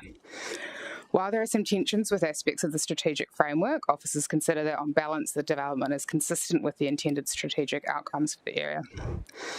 Importantly, the proposal is supported by a high-quality architectural response that successfully manages the increased density through its design, built form and presentation to the street. For these reasons, officers consider that the proposed density to be an acceptable planning outcome for the site. Turning to height, villas 1 to 18 exceed the 9 metre acceptable outcome, ranging from 9.3 to 10.5 metres. Officers are satisfied that this non-compliance is relatively minor and appropriate in the circumstances. In reaching that view, we've considered the site's transitional context, which includes a mix of building heights, as well as the regional plan's direction for low-rise multiple dwellings of up to 3 storeys as the preferred gentle density housing form for locations in proximity to activity centres such as Bundall. We have also taken into account the site's natural fall towards the waterway and the need to provide appropriate flood immunity. Importantly, the design response appropriately mitigates the additional height, with the development presenting as low rise from Mercedes Place, with partial third storeys recessed from the street frontage and concentrated towards the eastern side, adjoining existing taller development, and towards the waterway, both away from the street. For these reasons, officers consider the proposed height to be an acceptable outcome. Turning to hydraulic impacts, the structures are proposed within the lower 1/3 of the waterway setback, which requires consideration of both site-specific and cumulative flood impacts. 2 hydraulic assessments were submitted by the applicant and have been endorsed by Council's civil engineering officers. The assessments confirm that there will be no adverse impacts to external properties and that any cumulative impact remain within Council's tolerable limits. Overall, there is a flood storage gain on the site of 11 cubic metres. Officers are satisfied the proposal will not result in any adverse hydraulic impacts, either individually or cumulatively. Oh no. During the public notification period, 12 submissions were received, of which 10 were properly made. Of the 10 properly made submissions, there were 8 objections and 2 in support. Key matters raised in objections include density, scale and built form, neighbourhood character, traffic, amenity, loss of mature trees and hydraulic impacts. Officers are comfortable that all impacts in relation to these matters either achieve relevant assessment benchmarks or have been suitably mitigated as outlined in the body of my report.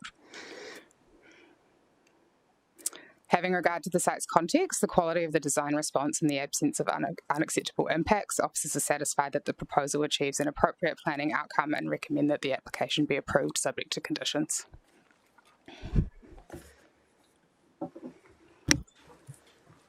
Susie, well done. Councillors, questions for Susie or Lara or Mick or Brandon if we really want to? Councillor Gates. Thanks, Chair. I'm struggling a little bit with this, with the mention of the Bundall precinct and the reference to SEQ 23 and Bundall as a major activity centre, because if we look at slide 4, there's a very clear delineation between the low density residential area, it's coloured medium density. Is there medium on this? Opposite. Oh, that's opposite, I see. Sorry, yeah. There's a very clear delineation there. So wouldn't the reference be the low density residential area more so than referring to the major activity centre and the Bundall precinct? I can speak to that. The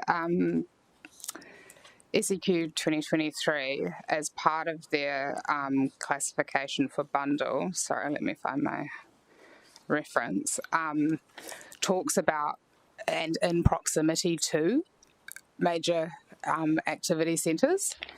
And so on the basis of that, I was comfortable that given it's directly adjacent to the innovation zone and bundle specialist centre, that achieving a density of this and through the typology they've used was appropriate. Okay, I'd also like to understand proximity to a neighbourhood or local centre. There are commercial properties in Upton Street nearby, but given that for just a duplex we required it to be on a corner or in close within 400 metres, I think is my understanding of a neighbourhood or local centre, and this is going for 21 and it's not close to anything really of that nature, just commercial stores. So the site has the RD1 designation over it, which means it has been considered as a locationally appropriate site for multiple dwelling as a land use. Sorry. I'll let Susie finish first and come with the clarification. Yeah, sorry if I could just understand that. Yep. So the question is therefore. I thought it was 1 per 400, but it's not. Yes, that's correct. But the land use multiple dwelling has been within the low density residential zone as appropriate on sites with an RD1 designation. So the question is whether the number of dwellings is appropriate, which we've found. Yeah, and that's what's troubling me with this, because it says within the report that it's really only one dwelling more than the 6 that would be able to be accommodated to meet the low density residential provisions. But it's, that's if there were, well, there's 21 dwellings, so I don't see that as a realistic comparison at all.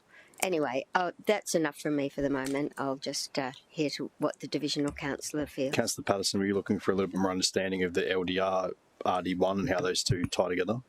I just didn't quite understand the answer to that question then. Yeah. So maybe Susie, Lara, do you want to provide a bit more context of how the two work together? Sure, through the chair. So the site zoned low density residential zone, but it's got an RD1 density overlay. So I guess in terms of what could actually be achieved on this site, you've got 6 allotments. Code assessable outcome could be 6 dual occupancies on this site. So from a built form perspective, and some images, I think Susie's actually got one at the back of the presentation in terms of what the actual outcome on this site could be and the comparison between dual occupancy code assessable outcome versus this multiple dwelling outcome. It's quite similar in terms of built form. I guess this is from the canal. Essentially what you could see from the canal frontage, from the Mercedes Place address, in terms of you've only got 1 vehicle crossover versus potentially 6 if you've got a dual occupancy, or if each one's got a crossover as well. So in terms of the actual density overlay, that's the difference between what could actually be achieved on the site here. Remembering too that the lots are about 800 and something square metres at the moment, so they probably would have done an RLL first, cut up more lots, and then done a dual lock on every lot, is what gets us up to the idea that it's probably only 1, if 2 dwellings more than what you could have done through an RLL and a dual lock on each one of them. Correct. Yeah. Councillor Patterson? If I may ask through you, Chair, so I appreciate that, and I think perhaps for residents who may be interested as well, just to be really explicit on that matter, that under code, first of all, it could look from the water. So for those residents, and the vast majority of objections came from those from across the water who are looking at this development, who are expecting large, low residential lots, because that's what they've seen. There would be a potential for 6 buildings on there, effectively. Yep. Through the chair, that is correct. The site is currently individual lots, and they would all meet 800 square metres, so you could do a code assessable outcome akin to this, which would look quite similar from the waterway. Yep. So what I'm curious about, through you, Chair, is why it was considered acceptable to put in 7 on the waterfront and not 6. It does put in, it takes away any opportunity really for landscaping down on the most northern side. There is none. I don't know where anyone's going to actually hang any laundry other than out the front for everyone to see, because there's no clotheslines even able to be put in there. Was there consideration given that there is such a significant demand for change for this area, that we would at least allow it to look like from the water what it would look like if that highest density use was done under code and only have 6 separate blocks rather than 7? I think it would add a lot to landscaping opportunities and that sense of residential space from the waterfront aspect. Through the chair, officers have been relatively comfortable with the density and proposed layout of the site since the application was submitted. By comparison, while I appreciate that there are now 7 buildings fronting the waterway, if you compare the 2 views between a code accessible outcome, those buildings are never appreciated all at the same time from the same vantage point.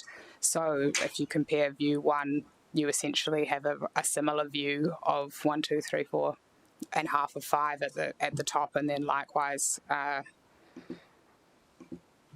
when viewed from round the corner due to the curved nature of the site. We consider that the applicant has provided all reasonable amenities for future occupants, and they've managed to successfully provide quality private open space and communal open space for future residents. With respect to your comment around washing, we have discussed this with the applicant, and we're of the view that where the dwellings have a side yard, appreciate not all of them do, but the ones that do, there's appropriate space to put a clothesline there, and otherwise all dwellings are fitted with a dryer at completion, and there is room within garages for internal lines to be fitted, as shown on the architectural plans. Anything further, Councillor Patterson? Well, it may seem a small thing to wonder about where the laundry is, but when you are facing it from the other side of the street, there is you can say they're going to go into a dryer or the garage, but the garages are pretty tiny already, given what the demands and needs would be on those. What's going to happen in reality is people are going to have their clotheslines out for their residents across the road to see. And the reason for that is because we have not given sufficient space even to put in a clothesline or to put in the most minimal landscaping that is common and expected, not just on the roadside, but on our canal and river frontages. Lara? Through the chair, just in relation to clotheslines, so there's not an assessment benchmark in the planning scheme that requires us to kind of work out exactly where they're going, but we have discussed the matter further with the applicant, and they have stated that every single unit will be provided with clothes drying facilities, whether that's a clothesline in the courtyard area or within the garage. Every unit has a double garage, apart from the one unit that is 2 bedrooms. So there is suitable space and facilities available for clothes drying facilities. In addition to that, just in relation to the landscaping, so there's a total of 18 new canopy trees proposed for this development, including 7 new street trees along Mercedes Place. So in terms of a improved landscape outcome, we're generally satisfied that that is the case with this proposal. Anything else, Councillor Patterson? I would like the committee to consider a change that would ensure that there are 6 separate dwellings or blocks on the waterfront side rather than 7, reducing the overall dwellings from 21 to 19. It would make considerable change to. So obviously any committee member is welcome to put forward whether they wish, or you can at full council. I can tell you from my opinion, I definitely won't introduce that, because I can go do an ROL on this block and cut it up to 400 square metre blocks and put 10 on the frontage here if I wanted to, is where I come from with it. But any councillor on committee can obviously put forward a change if they wish. Councillor Gates. By this application, can the officers just explain to me, on page 211, it talks about the low density residential zone, and it says land uses such as dual occupancies and multiple dwellings occur in low concentrations where they achieve a dispersed or gentle scattering effect. And then it goes on to say they are found on lots with a dual frontage or with a residential density overlay of RD1. But this certainly doesn't create a gentle scattering effect, because there's so many of them grouped together. And it's not on a corner block, so to speak. It's next to a car park, isn't it? But anyway, how did the officers overcome that in making the recommendation, please? So as an impact assessable application, we must assess the entire strategic framework and all the relevant benchmarks on the round. And on balance, I came to the conclusion that the RD1 designation indicated that multiple dwelling can occur within this site, and that due to the transitional location with the surrounding changes in heights and densities, and with the support of the regional plan, ultimately, cumulatively, those led me to the conclusion that the proposed density is appropriate. So answers for Councillor Gates. Councillor Patterson, question? Yes. On that basis, through you, Chair, what would stop that same application going for the rest of the properties along Mercedes Place, or in fact the properties along Jaguar Drive? Mick? Through the chair, it comes back to Councillor Gates's question as well. Because this site is in the RD1 designation, that makes multiple dwellings code accessible. They got bumped up to impact assessment this time because of the exceedance of the density and the height going over the 9 metres. But for any other application coming in, that land use question, we can't prevent them from lodging a DA, but there wouldn't be the same level of support for those because they're not in that designation. So multiple dwellings, the land use itself would be impact accessible if it wasn't in that RD1 designation. So as individual lots, they can go to a dual lock as of right pretty well. If a group of them got together, 3 or 4 landowners got together and said, we're prepared to put all our lots into a thing, they might be able to do something like this if they want to go down that path. But that would be an impact DA and something that we'd have to deal with at the time. Through Mr. Chair, I think even if it was just, I'll say, a standard residential block that wasn't on a corner or not in an RD1, a duplex, we haven't supported duplexes on those sort of blocks since the city plans commenced, so I don't think we will see this replicated unless there are other sites like this one that are within the RD1 designation next to a centre like the Bundle Centre, but I don't think there are any, is my view. Yeah. Councillor Gates, did you have another question? Yeah, just one more question, if I might. The dwelling that has just 2 bedrooms and 1 car park, is it 1 or 2? Is it a duplex? Like, is it a double? It's not just a single through dwelling. the chair, so it's 1 unit and it's got 2 bedrooms and 1 car space, but there's only 1 unit out of 21 that's 2 bedrooms. The rest are all 3 bedrooms and they have a double garage. Okay, so it's can you point out which one it is for me on that map and show me which one's the 2-bedder? So it's that one on the far right. Sorry, on the far right. So it's Villa on the other. With the single garage. On the full map of the whole. Oh, on the full map, yeah. Yeah, please.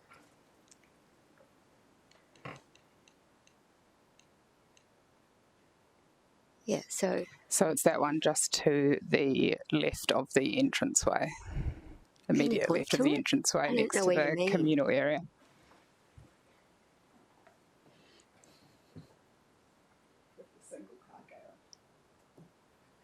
Okay. Well, can I help Councillor Patterson and suggest that we approve this, but with the deletion of those 2 units?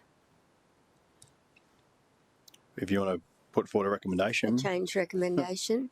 I don't know which unit numbers they are, but the 2-bedroom and adjoining 3-bedroom with a view to,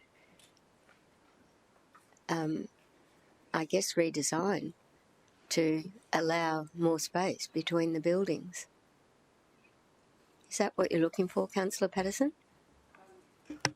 There's 2 concerns. One is the street frontage and the other is the river frontage. And I do have a concern about the 3 on the riverside where there is no room.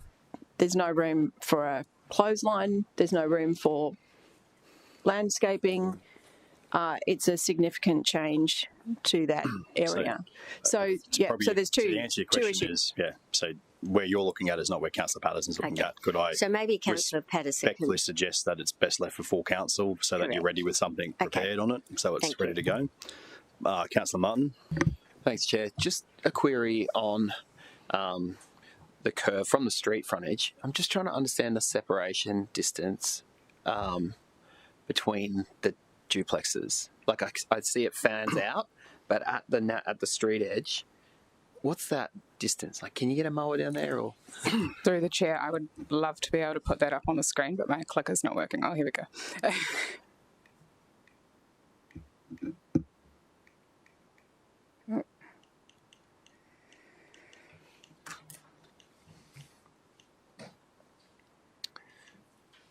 Yeah, probably there. So we're talking about the villas that front onto Mercedes Place? Yeah, particularly the ones that are facing the waterfront, but from the inner roadway, you know, where you've got the double garages.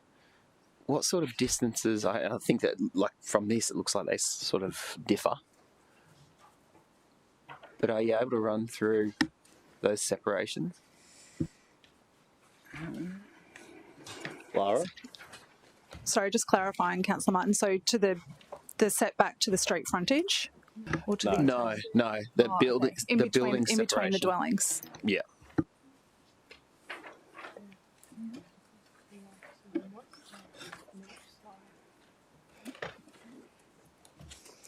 I don't know if we've got the exact plan. Take it on notice and provide the answer before full council, please. Yeah. Because it is different between each of them, so you're going to have the chance to pull that together. It is between 1 and 2 metres generally is on the plans, but we'll come back with some final. Because they do for a little bit. Councillor O'Neill. Thank you. Just on the riverside there, is that a walkway that they're intending to put there, or is there any intention to put a pontoon or anything? I just noticed on a couple of the... Through the chair, the pontoons don't form part of this application. They've just added them to their imagery. So that little path there that you can see, that's just communal open space for the residents to get access to the water. Okay, thank you. All right. If there's no further questions, I'm happy to move the item. We have a recommendation on the screen, seconded by Councillor O'Neill. I will open debate on this one because I do think this is a pretty interesting application. I doubt there are too many other sites in the city quite like this one where we might see it again, but starting off with, this is nearly 5,000 square metres. Like, this is a huge site. 5,000 square metres is huge. At the moment, it's only 6 lots, but in the LDR zone, you could lodge an ROL and cut this up into 400 square metre blocks and get a lot more lots on there, which, as of right, you could then do a dual occupancy on each of those lots and probably get a lot more site cover than what you've got on here. So I think this is a much better outcome than seeing this 5,000 square metres cut up further just to try and get more yield out of it. 75 metre frontage to the water. It is just a huge block. I'm cognizant of height and the fact that they have appropriately transitioned the height from the waterside towers. You get the highest point of these buildings at 10.5 and that transitions down lower with the blocks closest to the LDR zone, which at 9 metres. So there's a 1.5 metre height difference between what would be as of right in the LDR zone versus what they've put through with this one.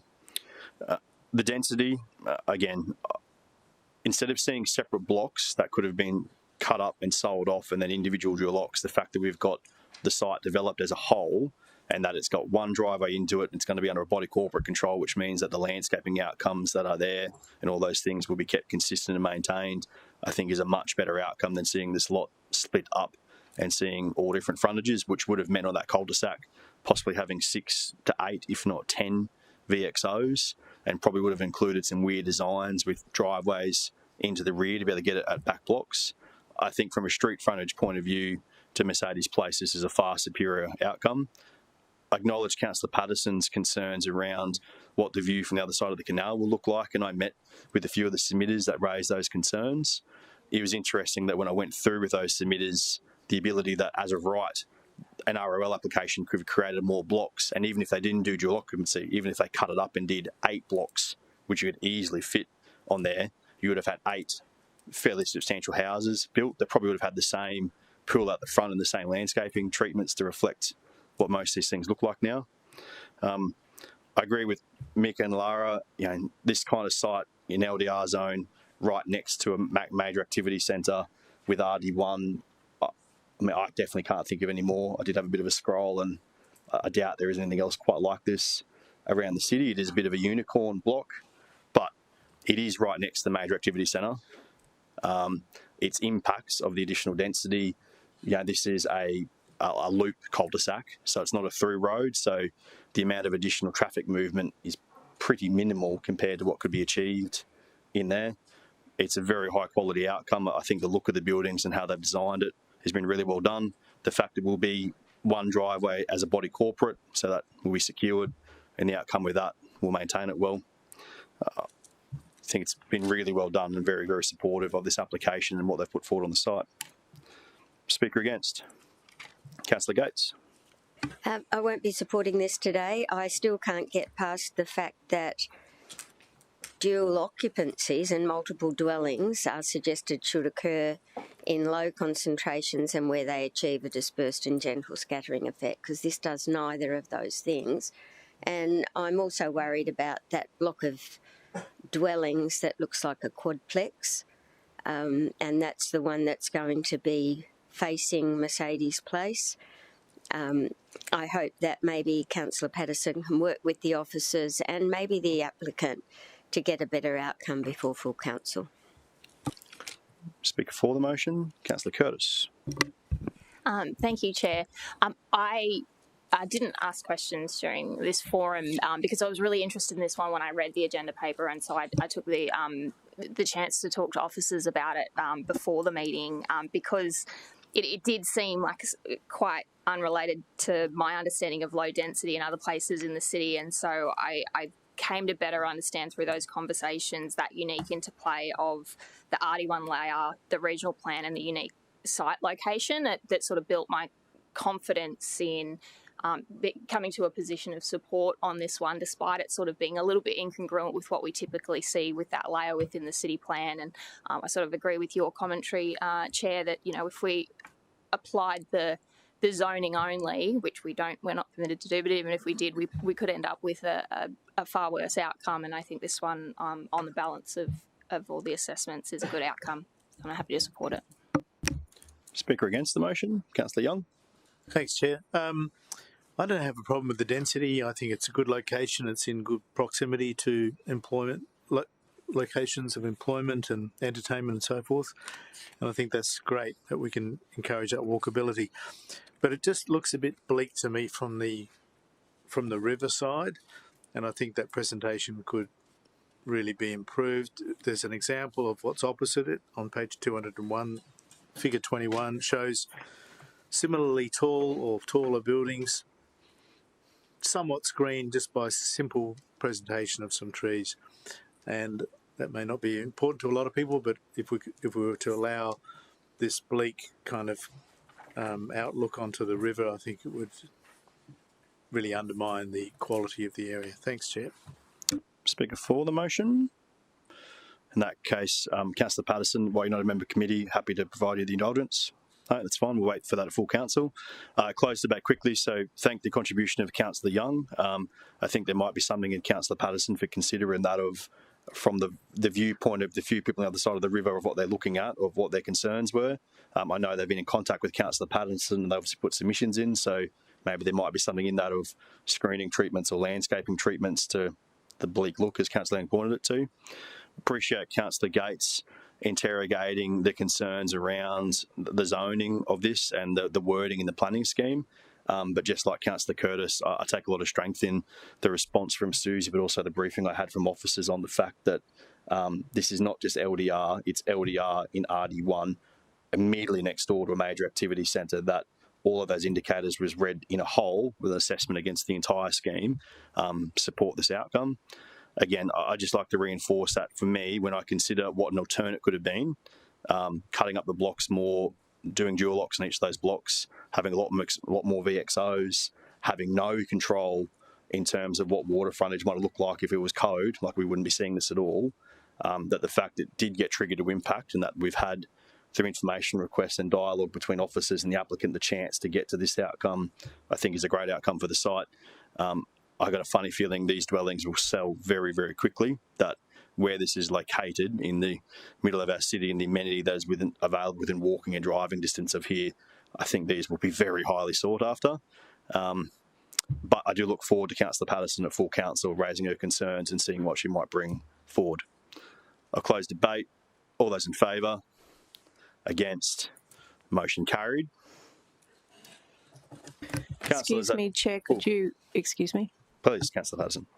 We will try and get things wrapped up before your meeting starts. We'll move to item 6.8.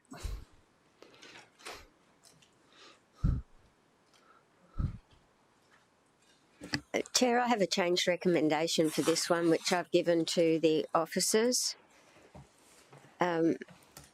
It's Councillor Fowler's division.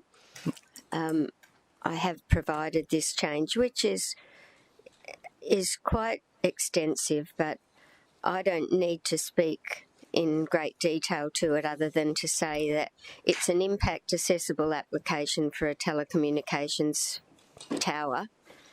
And it is impact accessible because it has impacts upon the local residences and a childcare centre. And I think a better outcome could have been with it being located opposite this site. So very briefly, I simply wish to move this change recommendation today to support refusal of the application.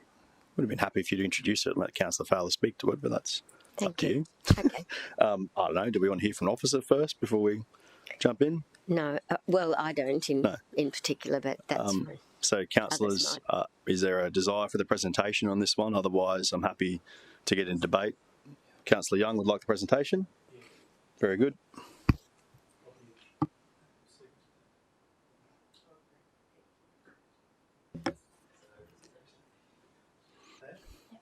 No, let's have the presentation. Thank you, Mr Chair.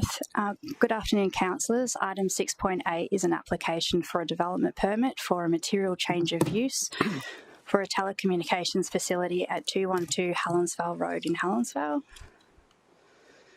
The subject site is currently occupied by the Monterey Keys Shopping Village, an established low-rise commercial centre.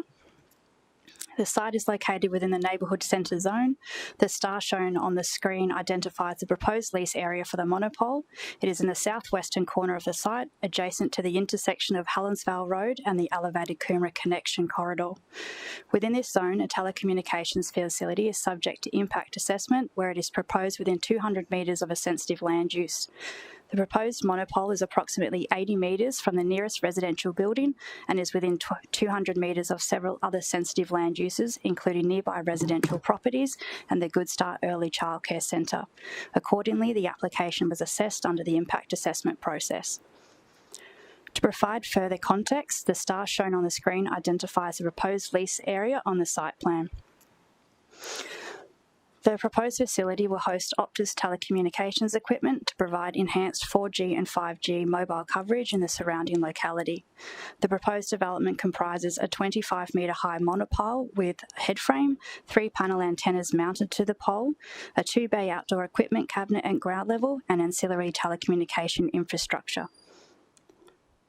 The development is proposed within a 25 square metre lease area, which will be enclosed by a 2-metre high batten fence. The images on the screen provide context for the proposed location within the existing site and its surrounding setting. The key considerations for this proposal were the appropriateness of the monopole siting, having regard to its separation from nearby sensitive land uses and the management of potential amenity impacts.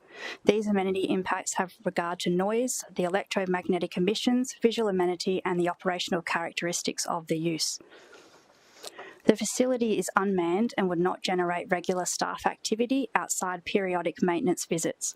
The submitted EME report identifies levels below the applicable public exposure limit. Visual amenity is the primary amenity consideration for this application, as the proposed 25-metre monopole and headframe will introduce a new vertical element in the locality.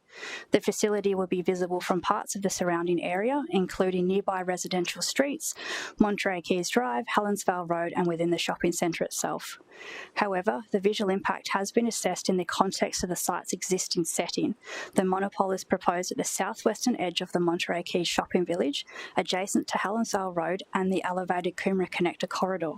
This part of the site functions as a service and infrastructure edge of the shopping centre rather than a customer-facing frontage.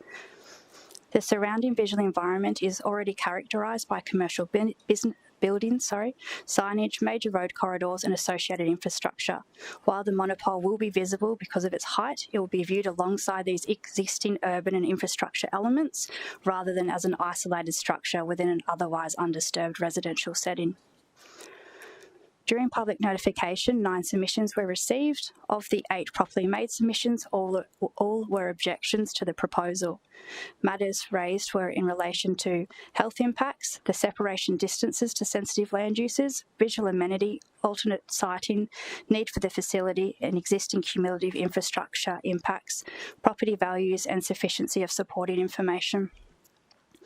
As depicted in the map on the screen, of the 8 properly made submissions received, none were received from any lot with direct adjacency to the proposed subject site. The closest submission was approximately 250 metres away. Having assessed the proposal against the applicable assessment benchmarks and having considered the matters raised during the public notification period, officers have recommended that the application be approved subject to conditions. Thank you. Questions for officers? Councillor O'Neill, question? Thanks, Chair. Have they provided a needs analysis for the communications tower? Through you, Mr. Chair, no needs assessment was provided.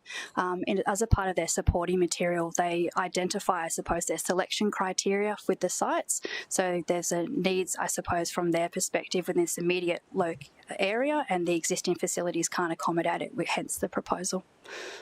I was just thinking, was there any talk of that there is a black spot or something or similar around that area? Through you, Mr. Chair, there wasn't a statement around the black spot of the area, just that it wasn't having the same efficiencies that it could have, and they could upgrade and expand their capacity for the area.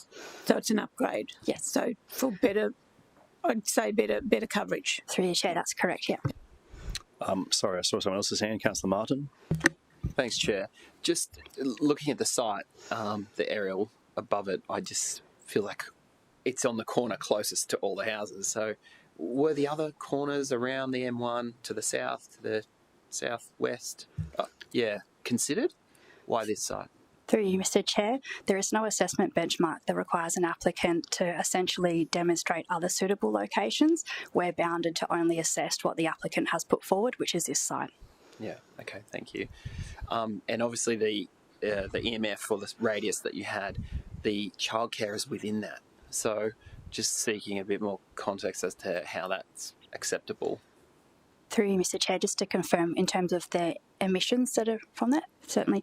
So as a part of the application material, they provide an electromagnetic emissions report. In that report, within a 500 metre radius, essentially it's at a 2.42% level, and 100% is still considered a healthy range to in terms of the emissions themselves. So it's well within the limits. Councillor Curtis. Could you say those numbers again, please? 2.42%. 100%. Councillor Martin. Just so 100%. So you're saying that what is permissible is directly under the monopole. So there is no, I guess, buffer that is required. Through the chair, for these emissions reports, there's a safe level, if I could use that term. Mm-hmm. So when we say 100%, that's the safe level. So this is 2.4% of the safe level. Yeah, okay. So you could emit up to 100%, it would still be safe. Yep. I don't know what the actual real level is when we're talking here, but 2.4% of the permitted safe level. Yep. And of those safe levels, does it distinguish between, you know, full-grown adult and vulnerable users or children in that area? Is there any differential? Through the chair, I'd have to take that on notice. I believe these are the standards set by the Commonwealth, the Commonwealth Agency, UPANZA. Yeah. Councillor Curtis. Thank you. So with those figures, that's why you've come to the conclusion that the only thing that we're assessing here is the visual impact. Is that correct? Through you, yes, essentially the visual is the most prominent, I suppose, element to this proposal. Any further questions? We'll bring the proposed change recommendation back up on the screen. I will foreshadow the officer recommendation. So Councillor Gates is happy to move the proposed change recommendation, correct? Yeah, correct. And I would like to give some reasons for that. Yep. Can I just check first, we got a seconder? Yes, I'm just looking for the remainder of the motion, if you don't mind, Chair.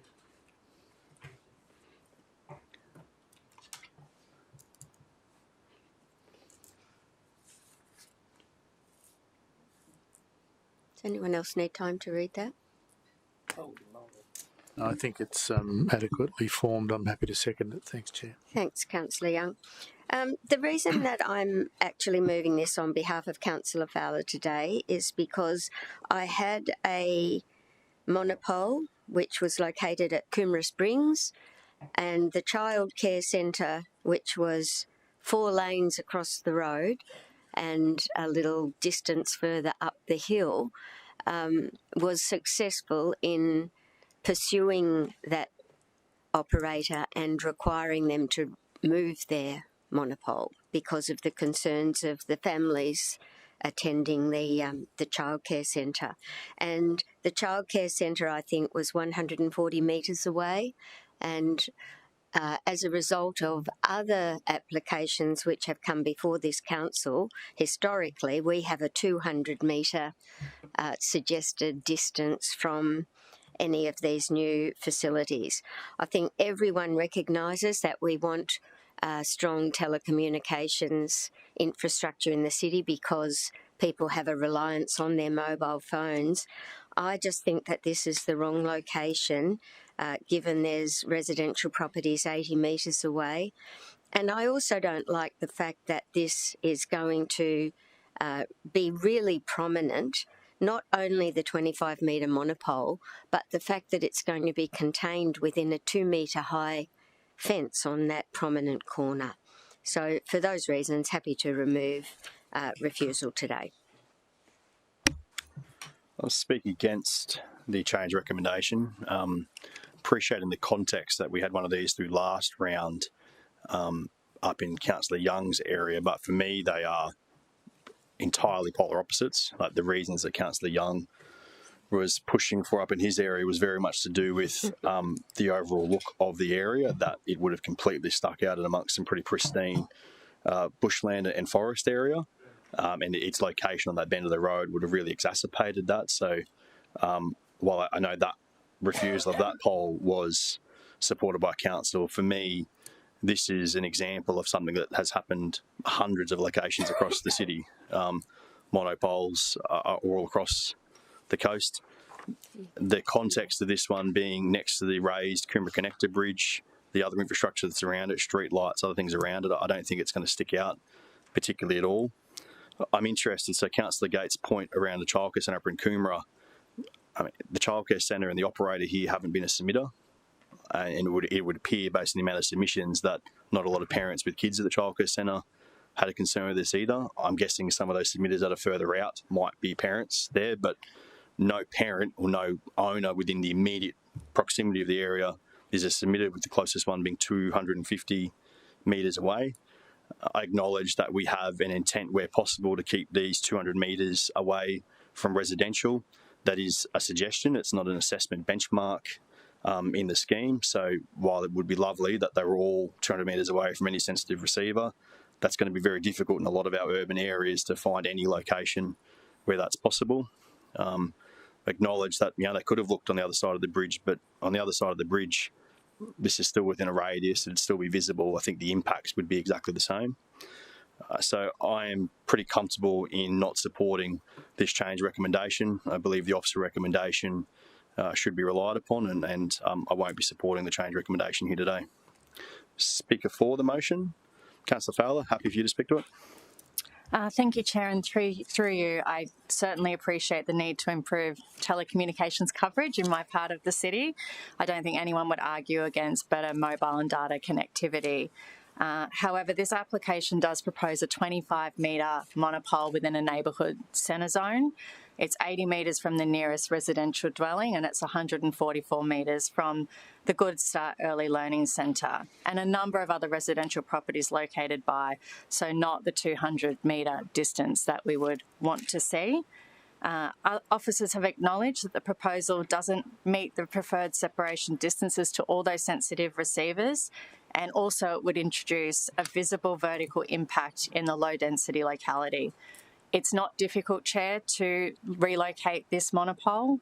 We just ran a Coomera Connector M1 through this part of the city, and if you simply looked at a location on the other side of the road, you would have a better outcome, and we would achieve that 200-metre separation distance from the childcare centre and from the residential home. So not mentioning on the other side of the bridge, mentioning on the other side of the road, where we just had the second M1 go through not so long ago.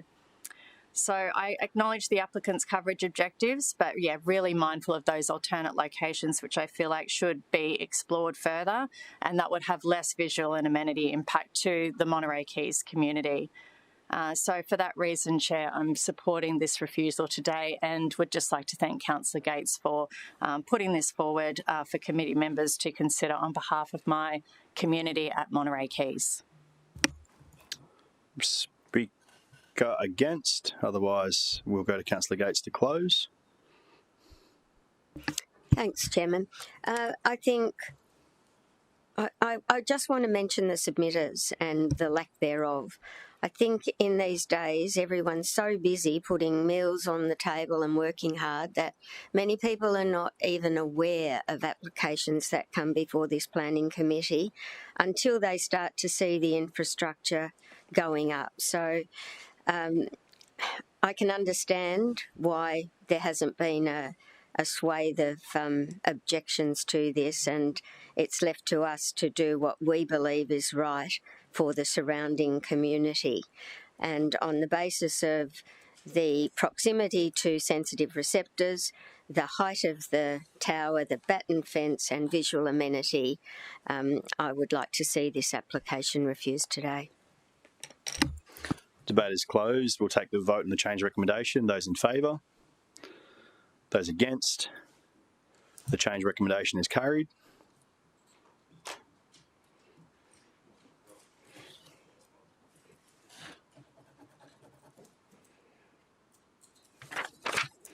(6.10)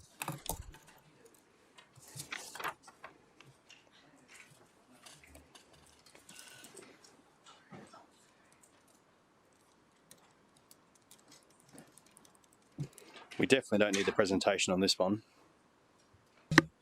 No, we've talked about Palm Beach plenty. We're going to straight to it. Chair, before you start, I'd like to put forward a procedural motion, noting that we've already talked about some of the legal advice. I think I'd like to move that we move a procedural motion that this matter be deferred until full council for us to enable us to be provided with that legal advice in relation to the Court of Appeals finding. So we can get that legal advice without deferring the item. Why do they need to defer it? Because we're going to make a recommendation today, and we won't be furnished with that legal advice that we talked that.